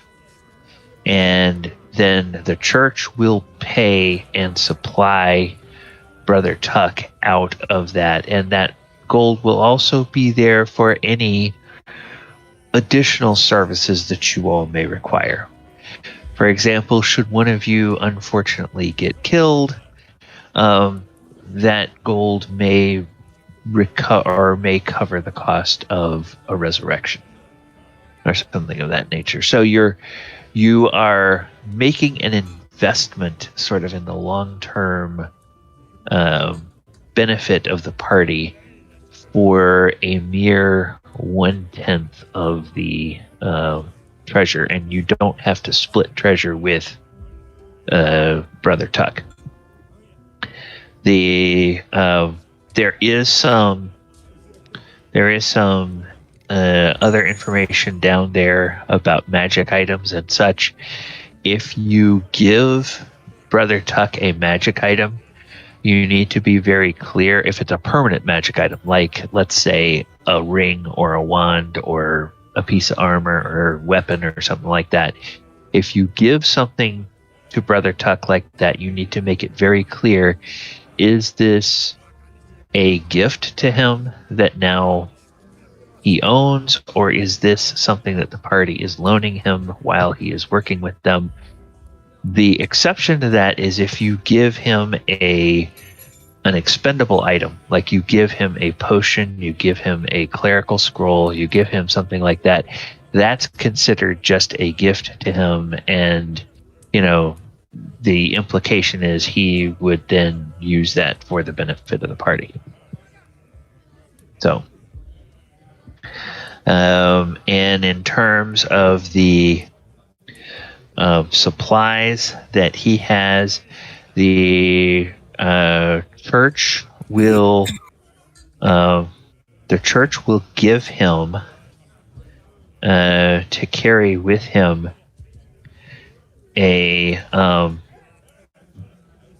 or he has a little bandolier that carries 9 potions of healing, and he also has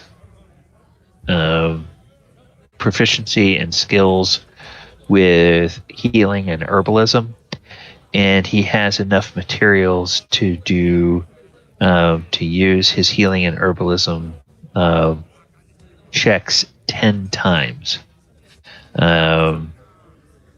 and then replenishing those out in the field would mean finding materials or giving him additional materials that you have. Otherwise, if you guys want to purchase more of that before you leave, for every 10 gold pieces the party invests, Brother Tuck can add 5 more uses of that skill boost. So basically,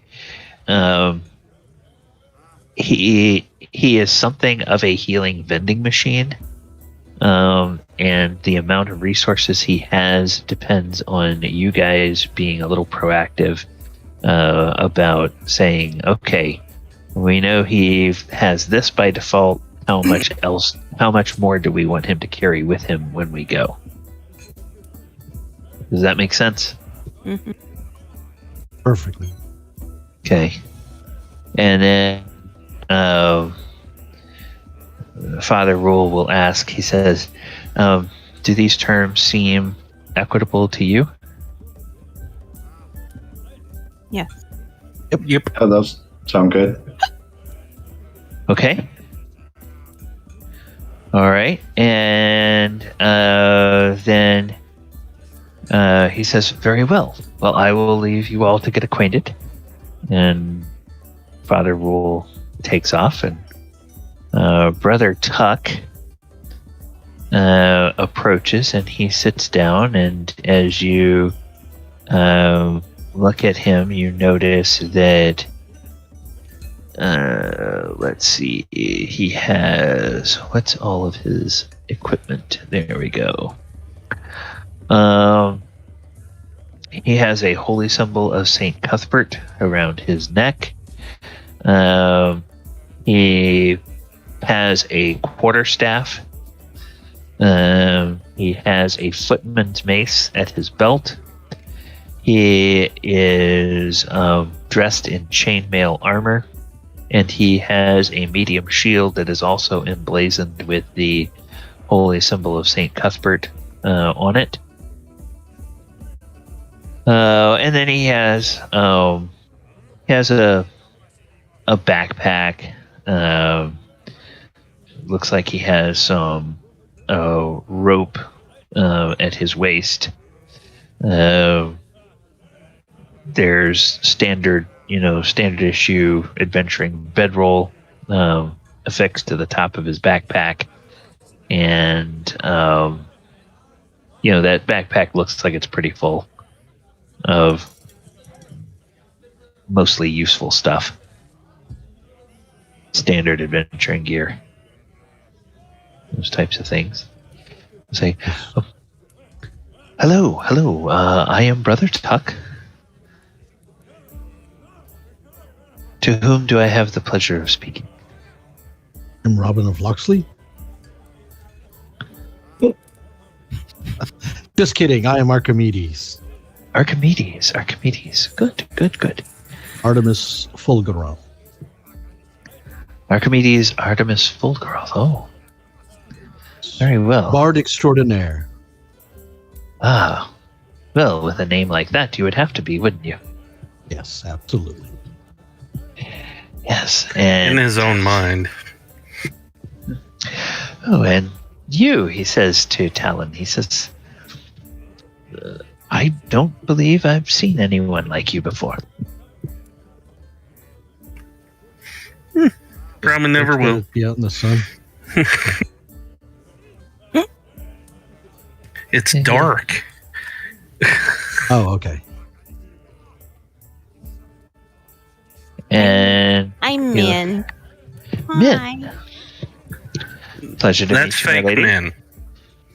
What? Real men was Harry. Hey. That's not a nice thing to say about a lady. I was the one that was the part cat looking thing that was walking around a month or so. Oh. Yeah, I accidentally looked into something that. What's his name again? She kind of looks over at the other. What's his name again? Friar Tuck. No. Guy we were just Rufus? at. Burne? Burn. Yeah, him. I stopped over to Burne. get a spell, and he was looking at something and said he couldn't figure it out. Well, I figured it out, and it changed me into this. She says, kind of indicating herself. Oh my goodness.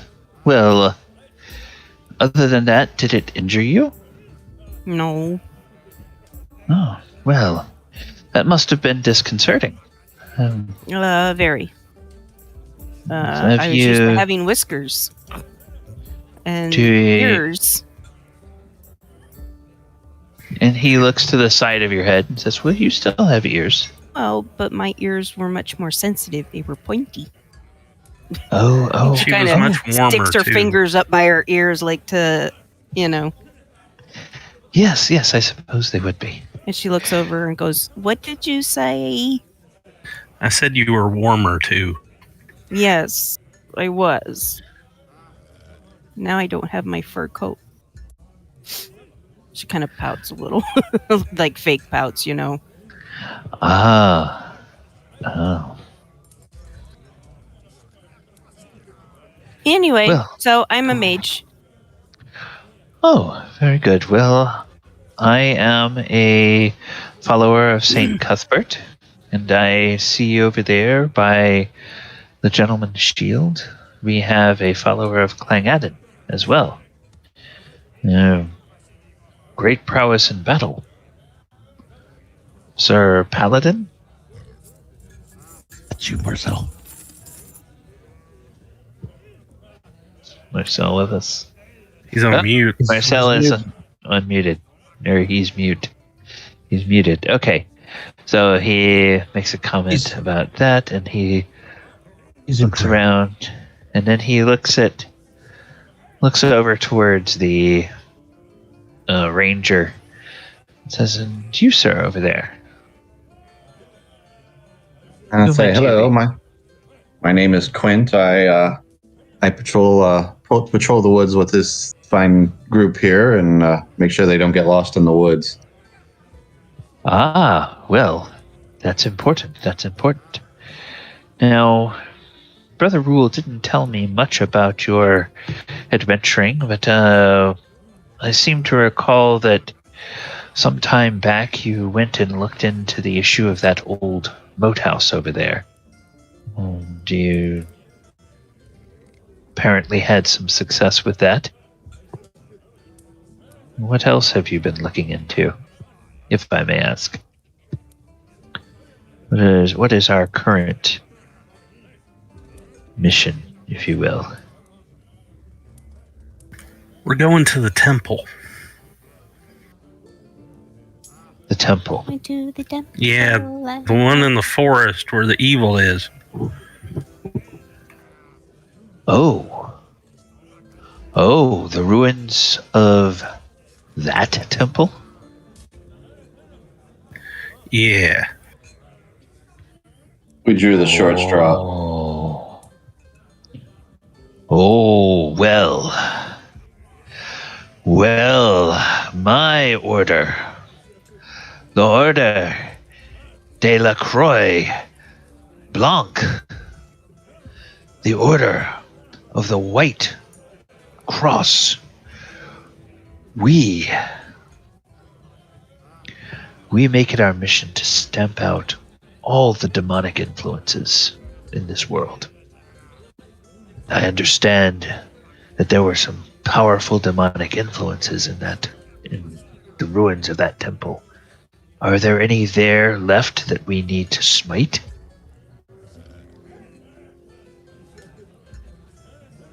Seems like they're growing again, so I would presume that there's a few there. Oh, good, good.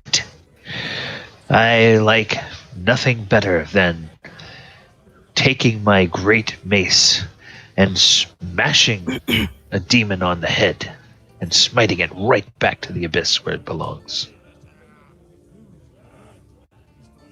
That is what we live for in the Order de la Croix Blanc.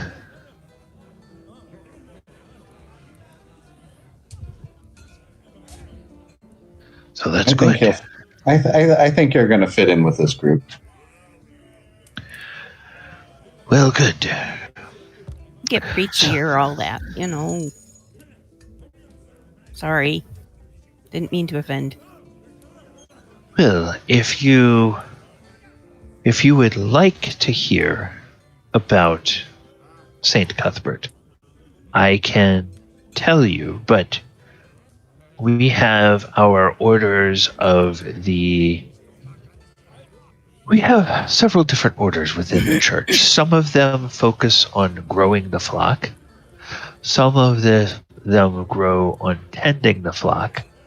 And some of them, like myself and the order that I belong to, focus on defending the flock from the threats of evil. Okay. That works. Now, the billets. You see, the billets they're very numerous, and they minister and protect the faithful. And most of the time, the billets and my order, we get along. When we have a bit of a disagreement is when the billets tend to pull out their clubs because some of the faithful have gotten a little bit too much into their cups, and they like to rap the faithful on the noggin with their clubs for getting a little bit too rambunctious. And that does not go over well with us usually. But the people we really have an issue with are the chapeau. You see, we think the biggest threat to the faith is evil that is actively trying to do harm to members of the flock. The chapeau have an understanding that the biggest threat to the faith are those who are not yet members of the faith and need to hear the message of the virtues of Saint Cuthbert. Min's eyes kind of start glazing over. And he nods. He says, exactly. We don't need to be around any of those. No, we don't need to be around any of those. They get on my nerves a little bit. That's why I started hiring out with caravans in the first place. See, I grew up in Greyhawk And before I found that I had a talent for the brewing of potions, and I came to study here in Hommlet, I was a traveling cleric that protected the drovers and caravan guards on trade caravans operating between Greyhawk and Divers and Hommlet and Hommlet and Verbabunk and Divers and so on and so forth.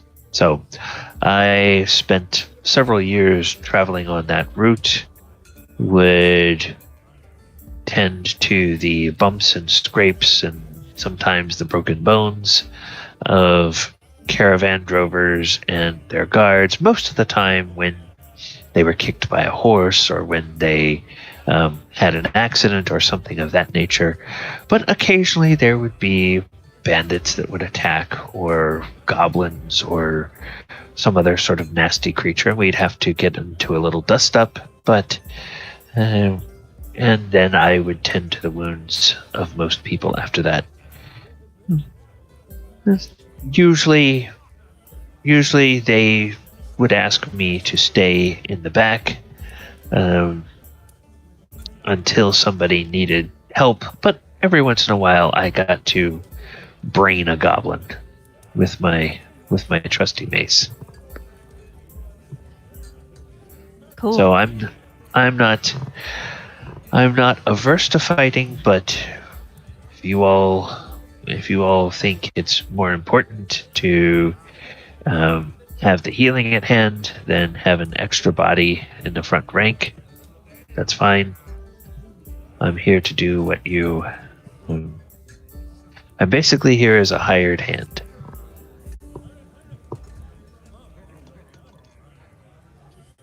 Good to have you.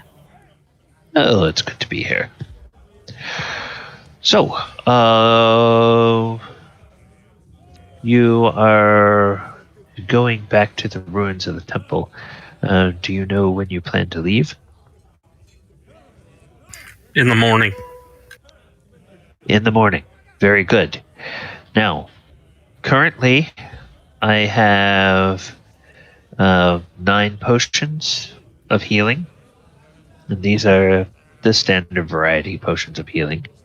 And I have enough bandages and herbs to be able to provide additional healing and herbalism 10 times. I don't know how much combat you expect we will have.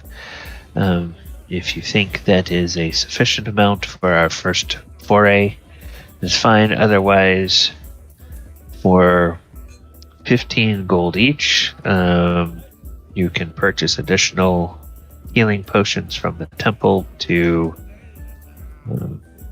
outfit yourselves or that you want me to carry. And for every 10 gold you spend on materials, I can get 5 more uses of my healing skills. Or my healing proficiencies.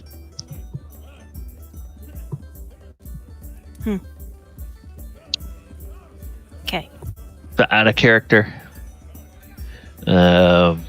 Gearing up. Is there anything you guys want to purchase, or do you feel like you're pretty well set with weapons and armor, and do you need to buy more potions? This, that, and the other? No. Yeah, I'm fine, but healing potion. I want to make sure I got a room leased to put the mirror in. Okay. Yes, here at the Inn of the Welcome Wench. Did we ever establish what long-term rates were here? I don't think we did. And let me see. This thing may actually have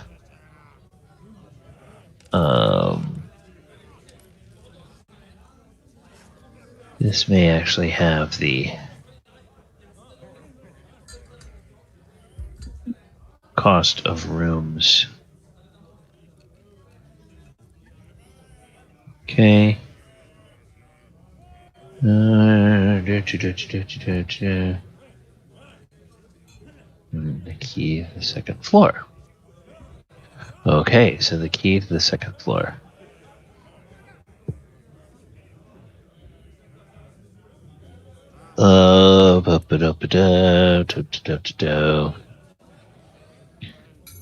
Okay, of the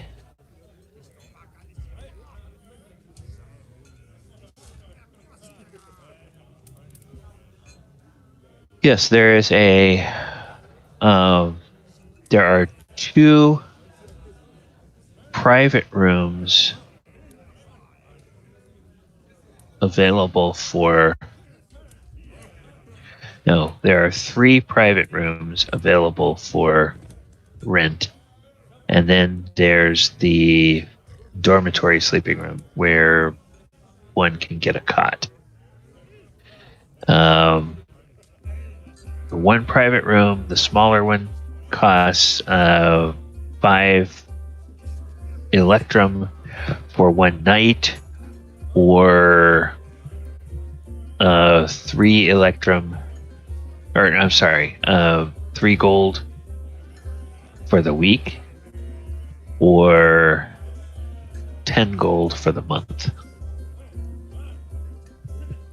And then the larger one is 1 gold for the night, 5 gold for the week, and 20 gold for the month.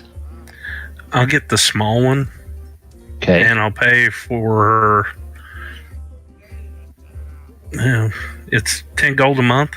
Yeah. Is that right? Yeah, I'll pay for 5 months. Okay. I don't know how long it's going to take to fix the moat house. So yeah.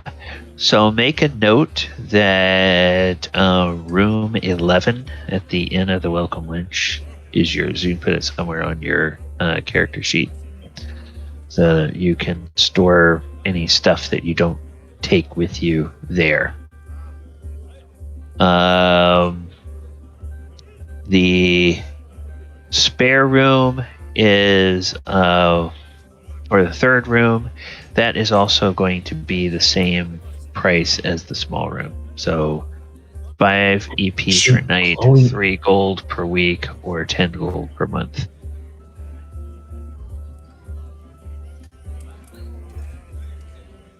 So does anybody want to take either of those 2 other rooms, the large room or the other small room?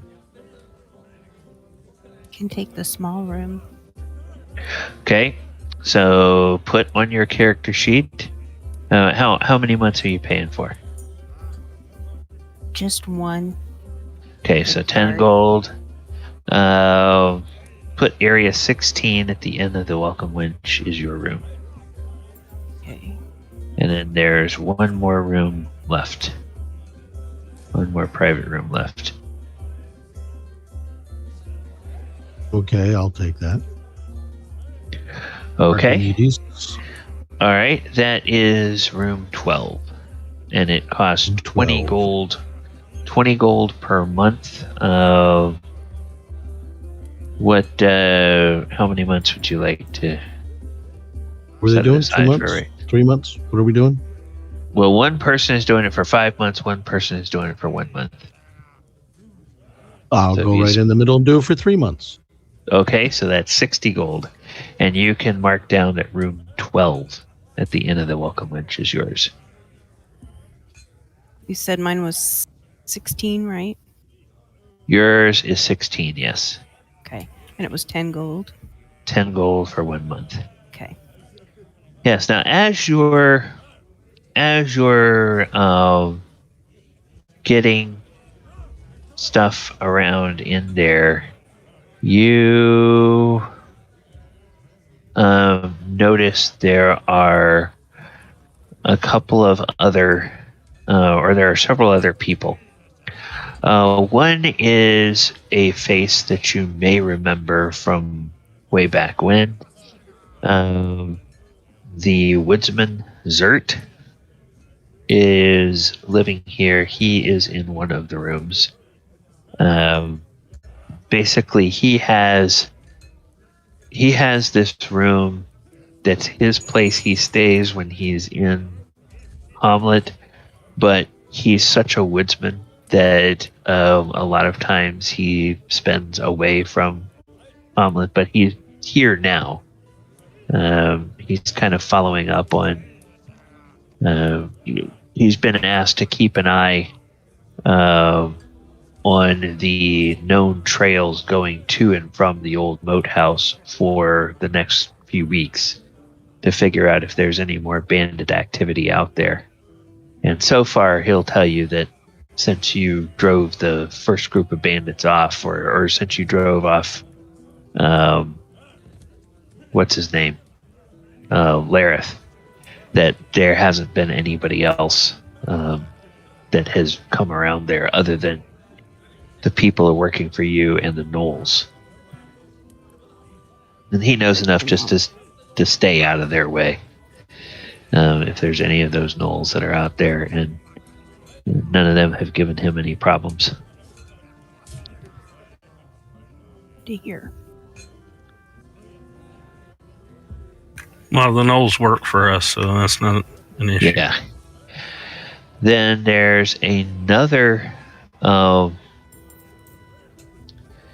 There is another private room there's two other private rooms that are being rented by people. One of them is the lodgings of Spugnor. Spugnor is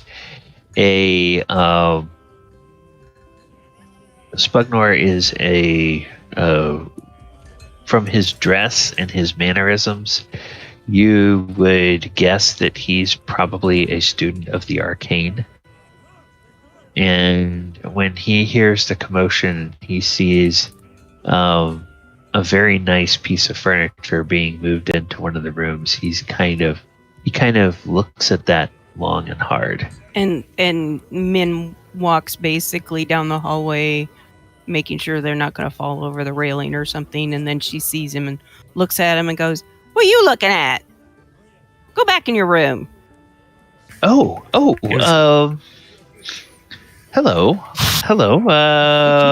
She hisses at him. He was eyeballing our mirror? Well, you can't see the mirror, but he was looking at that fancy piece of furniture that has the mirror in it. Oh. Because when you use that brass rod and you fold it all down, the mirror is tucked away, and then you have to use that brass rod to pull the mirror back out again. So, and reveal it, so that when you move it around, it would all fold down to be out of the way. And make it easier to move, but it's still heavy, and it's still a very fancy piece of material, because most people are not going to put a nice fancy magic item in a very plain Jane piece of furniture. So yeah, he looks at it and he says, "Oh, my apologies, my lady. I presume that's yours?" My friend's. Oh, He doesn't take kindly to having his stuff looked at. Oh, well. My apologies. My name is Spugnor. To whom do I have the pleasure of speaking? And she kind of chuckles. She's like, "Hi, I'm Min. Nice to meet you. Not really, but sort of." Well, my lady, that's a bit rude. And I'm not from here, so what's rude here might not be rude where I come from. Sorry. Oh, well. All right. Us northern barbarians, you know. Well, Smugnor, what do you do for a living? Well, I'm a bit of a traveler and a bit of an explorer. As she kind of walks along, she kind of starts making, like, faces behind him. She's walking away. What are you exploring for here? Something to steal, she mumbles as she leaves. I'm just in a mood tonight. I'm a student of history, and I heard that there was an abandoned building out near a swamp not far from here. Not anymore. Yeah, that's not abandoned. He hears from down the hallway. Oh, that's not abandoned. Nope. It's full of gnolls and mercenaries. Oh. She peeks around the corner of her door just before she goes in and goes, "Us, go away." Oh. Oh, you. Okay. Oh well, it seems that I was a little bit slow in getting here. Oh, okay. Well, that's too bad. Well, then I'll have to do some research to find some other place. Did you find anything interesting there, or was it just a ruin, as everybody says? I'm just curious. Yeah, we found gnolls, and we found bugbears, and let me see, a well monster, some cultists, and that's about goodness. So it really wasn't abandoned, as the story said. Well, in that case, if there were cultists and bugbears and other monsters there, I'm certainly glad that you got there before I did. You probably would have found my corpse there if I had beaten you to it. Oh, well. No, we might not have, because there were these giant frogs. They might have got a hold of you. Oh dear. And eaten you. Oh dear. Giant frogs. My goodness. I don't suppose, in my research, from time to time, I can make use of different, let's say rare mystical components. I don't suppose you got any eyes from those frogs, did you? Or part of their webbing of their feet? Min pokes her head back out and goes, "Well, I did get the frog legs, but nobody wanted to eat them, so they that was a while ago. They rotted." I seem to recall eating some. Well, yeah, you and I did, but everybody else was too wishy-washy. Well, I will have to keep you all in mind. When I find a place to settle, I may send word through the innkeeper here, of course, to you all, if I am ever in need of any mystical components. Perhaps on your travels, if you find and slay some beast, you might be able to send me along some parts I can use in my research. I would pay you for them, of course. But right now, since I need to research a new place to go, I will leave you to your moving in. It's a pleasure to meet you. You might talk to Burne. Burne. At the tower in the middle of town. Oh, Burne, the famous wizard, the famous adventuring wizard. He's here in town. Yes. Oh, okay. Well, yes, I will. I will have to make an appointment to see him. Have you met him? He has a reputation for being a bit gruff. Yeah, I didn't see that. And then there's a slam of a door down the hallway. Is your friend okay? He says to Talon. Well, she was. I don't know. See, I'm not sure that's my friend anymore, because my friend was this cat person, and then she went to see Burne, and that thing came out. And his eyes go a little wide, and he says, "Oh, well, yes. Okay, I see. Well, I'll have to see if I really need to talk to Burne. Very well. Thank you." It wasn't anything intentional. Don't take that away from that. It was purely accidental. Supposedly, I don't know, but I'll take his word for it. Oh, okay. All right. Well then, I will see you all later, hopefully. Take care. And he goes back into his room.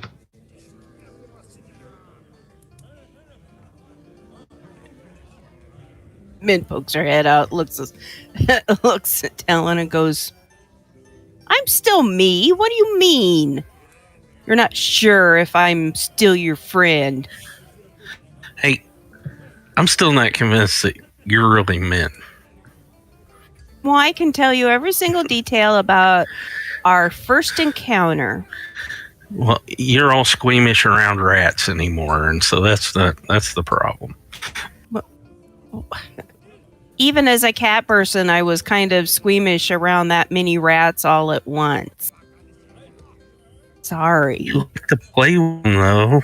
Well, you're just not as fun as you used to be. Well, I also don't have that extra covering of fur that kind of helps keep things protected. You know, now I've got this human skin. Ugh. It doesn't even lick well. And while you guys are talking, another door to another private room opens. And stepping out into the hallway are two people. One is a hulking fighter, and he looks like a fighting man. He's got weapons on his belt, and the other is a small and thin fellow. And as they exit, the big fighter locks the door, and the thin fellow says, Cobert, I don't know. We're going to have to do something soon. Our funds are running low." And as they walk back down the hall, Cobert says, I know, Taruko. We'll find work soon. Come on. Let's go have dinner. What kind of work you looking for? And they stop and they say, I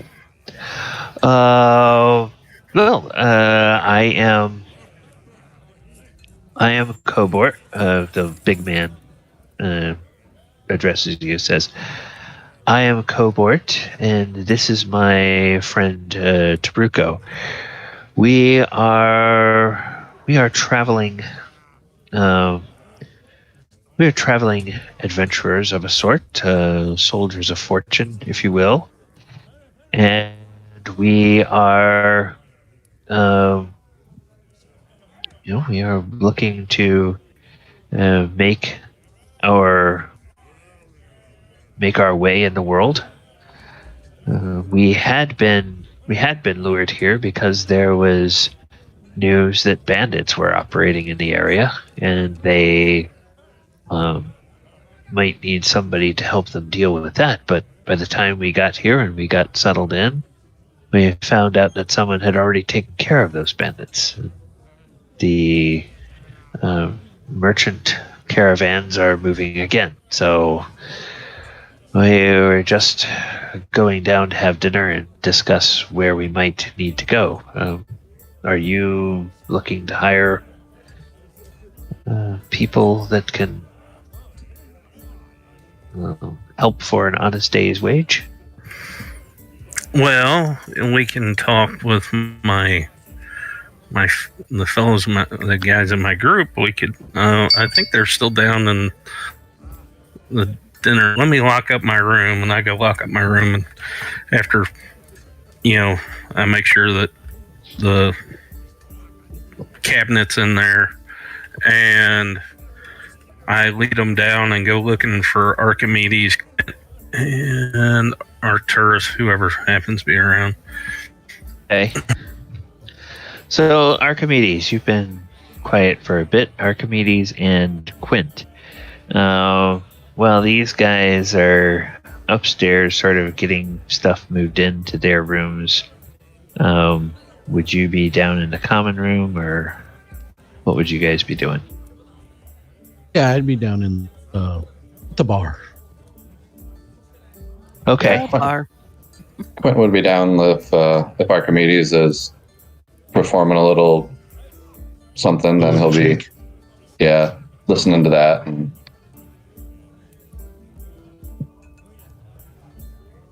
Okay. And so they will. You see Talon come down with a couple of other people. A big guy that looks like a fighting man, and a smaller, wiry, thin fellow.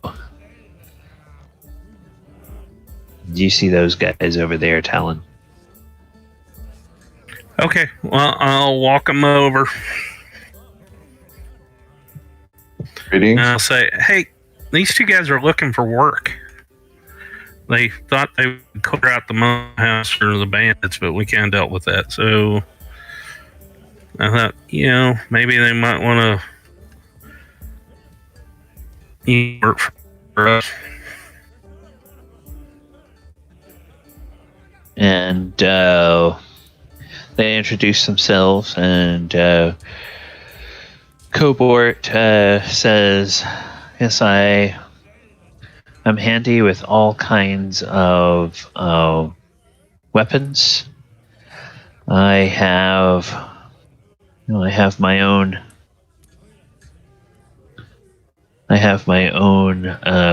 arsenal. I've got my flail and my battle axe, and then out in the stables, I have my lance, and then in my room, I have my longsword, and then he pulls out of his belt, and of course, have my dagger to cut my meat, and if there are any enemies that need cutting. He gives a little laugh, and he puts it back in his belt. He says, and this is my friend Taruko. Taruko gives you a slight little bow, and he says, yes, I travel light. I usually don't wear any armor. My skin, I find, is very tough and very resilient. It is all the armor that I require, and when I do battle either with my bare hands or with my quarterstaff.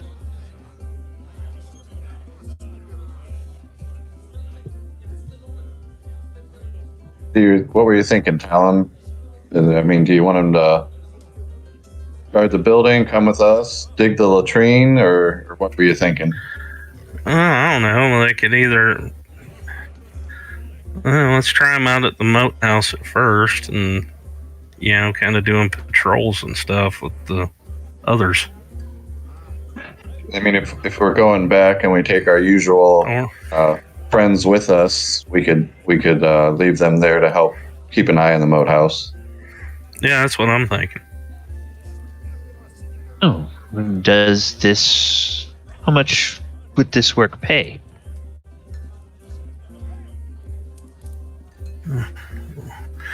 That's Armides' deal. He's the one always paying people.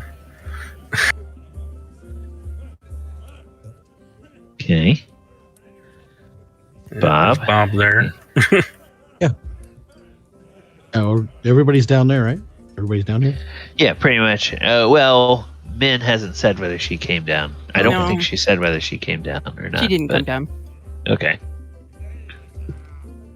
I mean, do we know what the going rate is for hired hands? Sure. It's, I mean, we could pay them Well- the same as the others. 5 silver pieces. And some share of the loot. Well, now these guys would initially be Season? guarding. These guys would initially be guarding the moat house, so they're not going to be, or at least that was the proposition, is that they would be guarding the moat house along with the mercenaries. So, would you want to see about them maybe I reporting? think we were paying to, them I think we were paying them like a gold piece a month? a gold The piece a Knolls? month. Yeah, I think that's what it was. Well, yeah, the Knolls have been adventuring with you. The mercenaries have been at the moat house, keeping watch on that. So these guys, whatever we were paying the mercenaries, I think is what we would offering them to guard the moat house. okay. As the person who's kind of been doing that, I'd really like it if you can draw up something and say, okay, you can say basically adventuring NPCs and guarding NPCs, and the guarding NPCs get this much a day, this much a week, this much a month, and then the adventuring NPCs get this much a day, this much a week, this much a month, and then if there's any split of shares of treasure, I figure out what the percentage or what the share of that is, and draw that up so that everybody knows what you guys are doing. Yeah. There is probably, let me see, or I think in the DMG there's some suggested NPCs. I think there's some suggested pricing for. Yeah. Okay. So, Chapter 12, the DMG has suggested going rates for military occupations. An archer will set you back 4 gold a month. A heavy cavalryman is worth 10 gold a month. Oh, okay. Now I see it. Yeah. So what these guys would be light footmen? They'd probably be, light footmen. The one guy with the armor and all the weapons, he might be a heavy footman. Heavy footman, so he'd get 2. That's what I'm Yeah. Okay. Perfect. Yeah, I see that. Okay. So you would say, So that's what we'd be offering them. That it's that going rate. So between what the do two you of guys- them, three gold a month. 3 gold a basically. month. Right. Yep. Okay. They look at each other and they say, "Well, we don't have any work now." And That's the barracks, right? Didn't we have a barracks at the moat house for them, like either down below or there at the moat house that they were working on? So they do have a place to stay. there is a.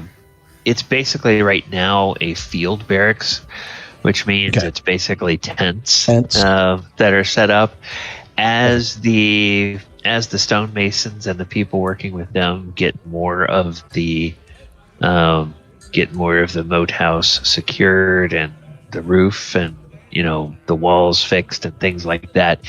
Then there are a couple of rooms that you had identified that had been used as barracks before. So you could either temporarily turn those into barracks until you figure out what you're going to do, or if you outfit some of the areas down below and get some work done down there, that would then you could decide what of those areas you would going to turn into barracks.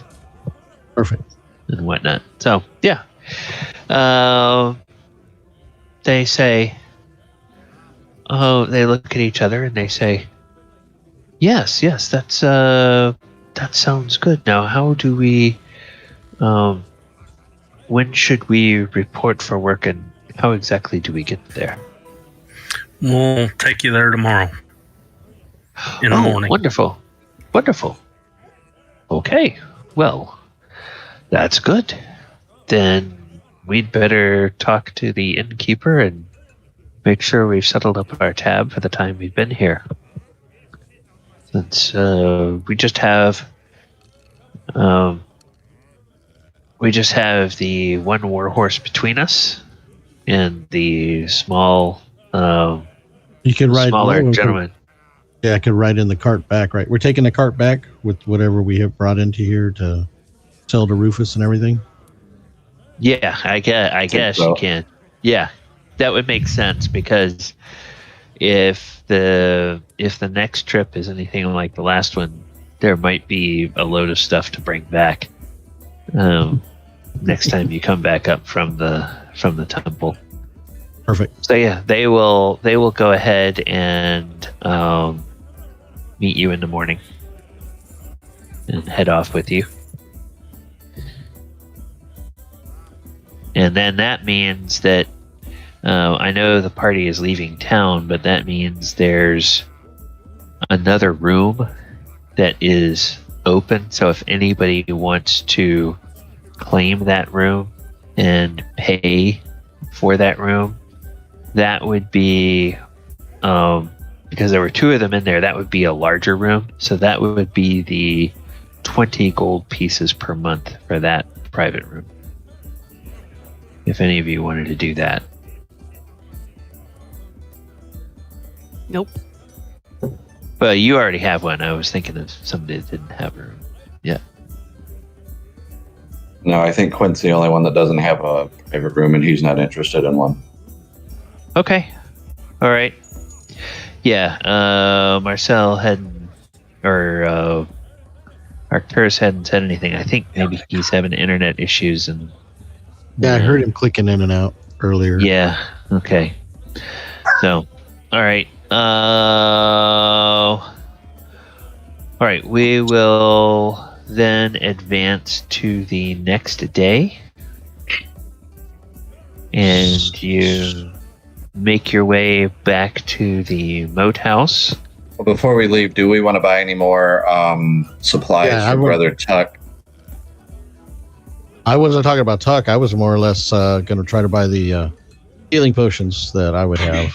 I wanted to buy at least 5 to be carrying 5 light ones. 15 gold pieces each. You can mark off the gold and add, that would be 75 for 5 of them. Anybody else wanting to buy potions? I'll buy a couple of healing potions. Okay, so 15 Yeah. each. I'm gonna pick up about 5 myself. I'll mark off the Okay. gold. All right. Mark off the gold, add it to your treasure sheet, or your character sheet, I should say. And that's the 2d4 plus 2, correct? Yes. Okay. For the 15 gold. It starts to get significantly more expensive for the... No, yeah, I had already written those down, but I had 0 potions, so now that I'm replenishing my deal, so... Min, did you need to buy any potions? Sorry, I'm starting to fade really hard here, so Okay, I'm finding it hard to focus. I would like to get 3 healing potions. Okay, 45 gold. Okay. Yeah, we've got about 10 minutes left in the session. Just want to get us to a good stopping point.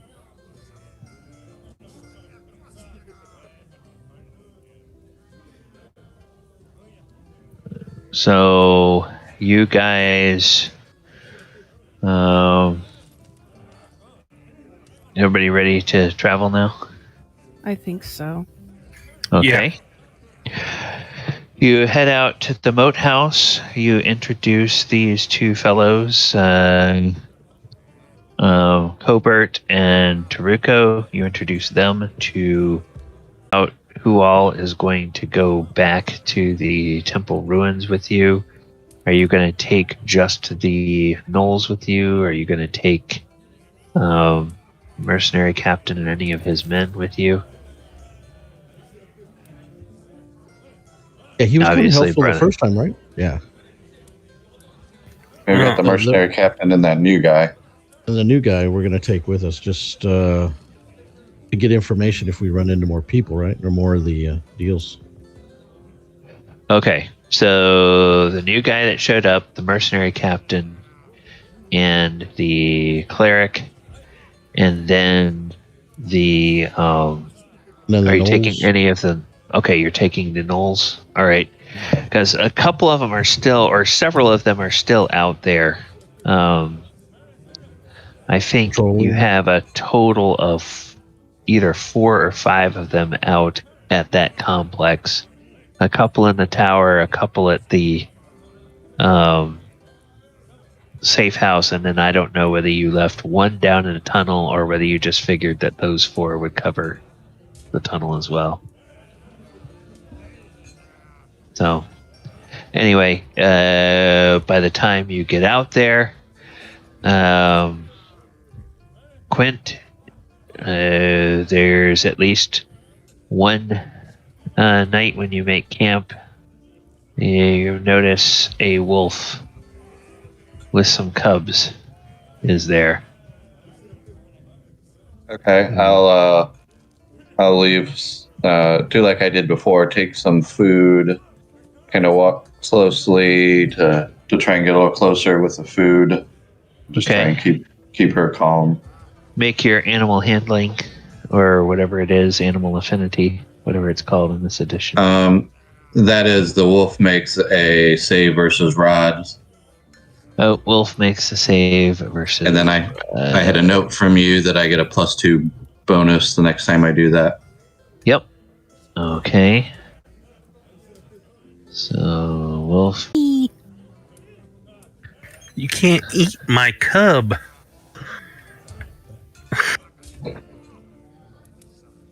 Okay. Oh yeah, and you you get the +2. Correct. Okay. Almost. You get a little bit closer this time, but then something spooks the little cub and it runs off, and the it's almost like you think you see the adult wolf. It's almost like it rolls its eyes, and then it just turns and trots off after the cub. It doesn't. The adult doesn't make any hostile movements towards you. It's just when the cub runs off, it's like, oh, okay, gotta go get the cub. Yeah. Okay. Well, I'll keep trying. Yeah, that was very, very close. All right. So then, at the end of 3 days travel, let me ask: when you go, are you going back to the safe house and using that kind of as your place where you're operating from, or do you go back to the tower? Safe house. Okay. Yeah, I would say the safe house.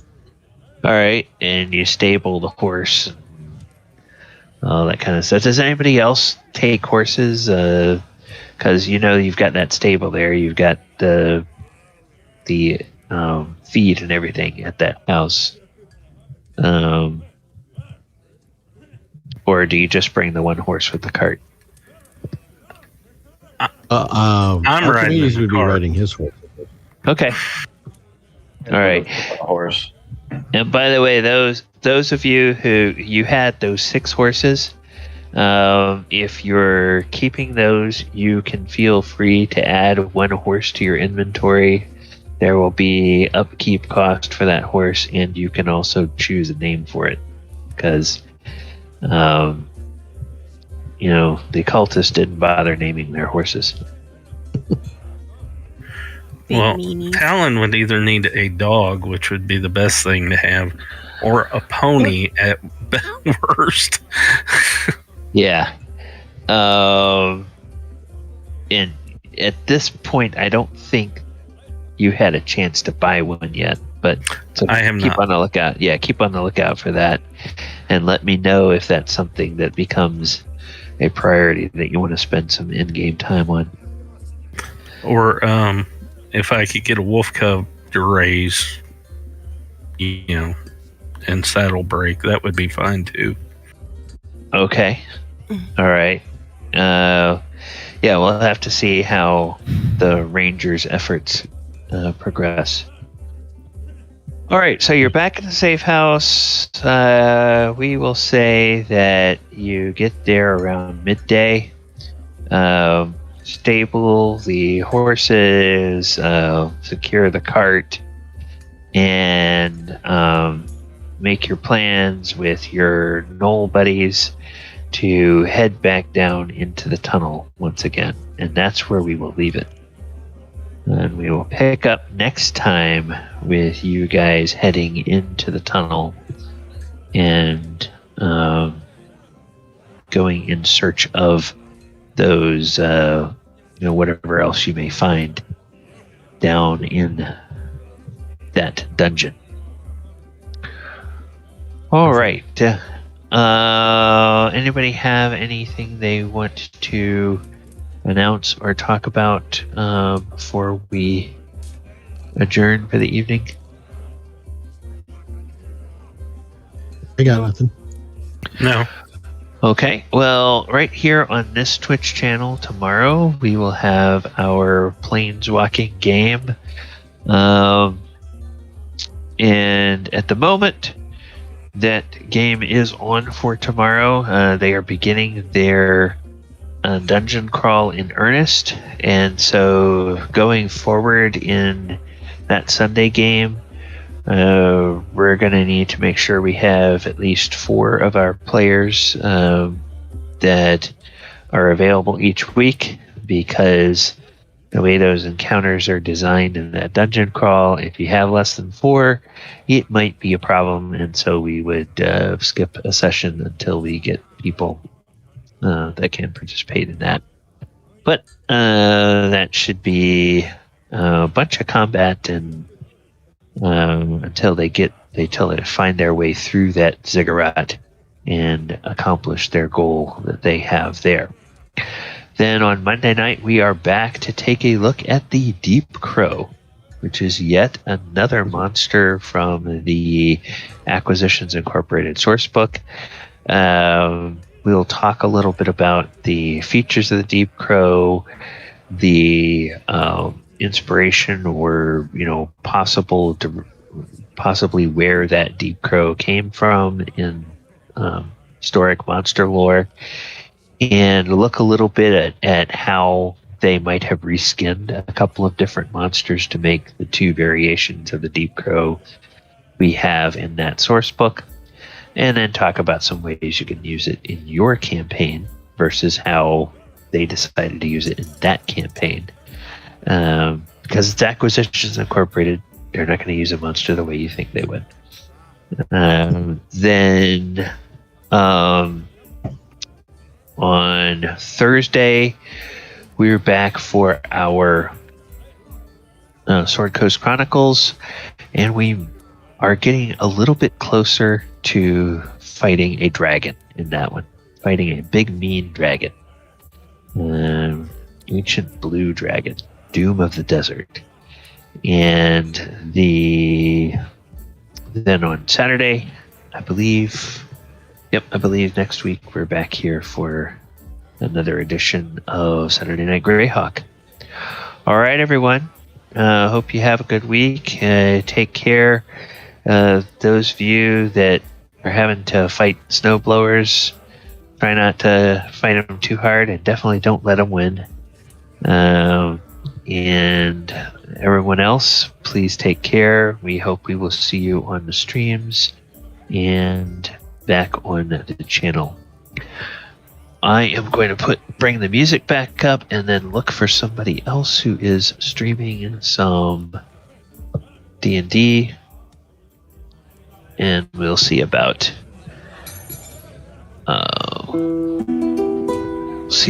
raiding somebody.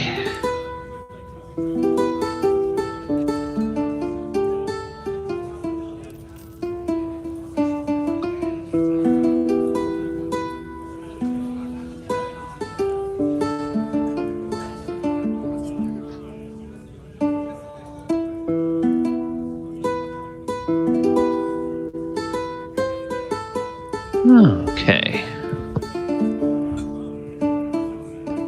I'll go ahead and raid. Whoops.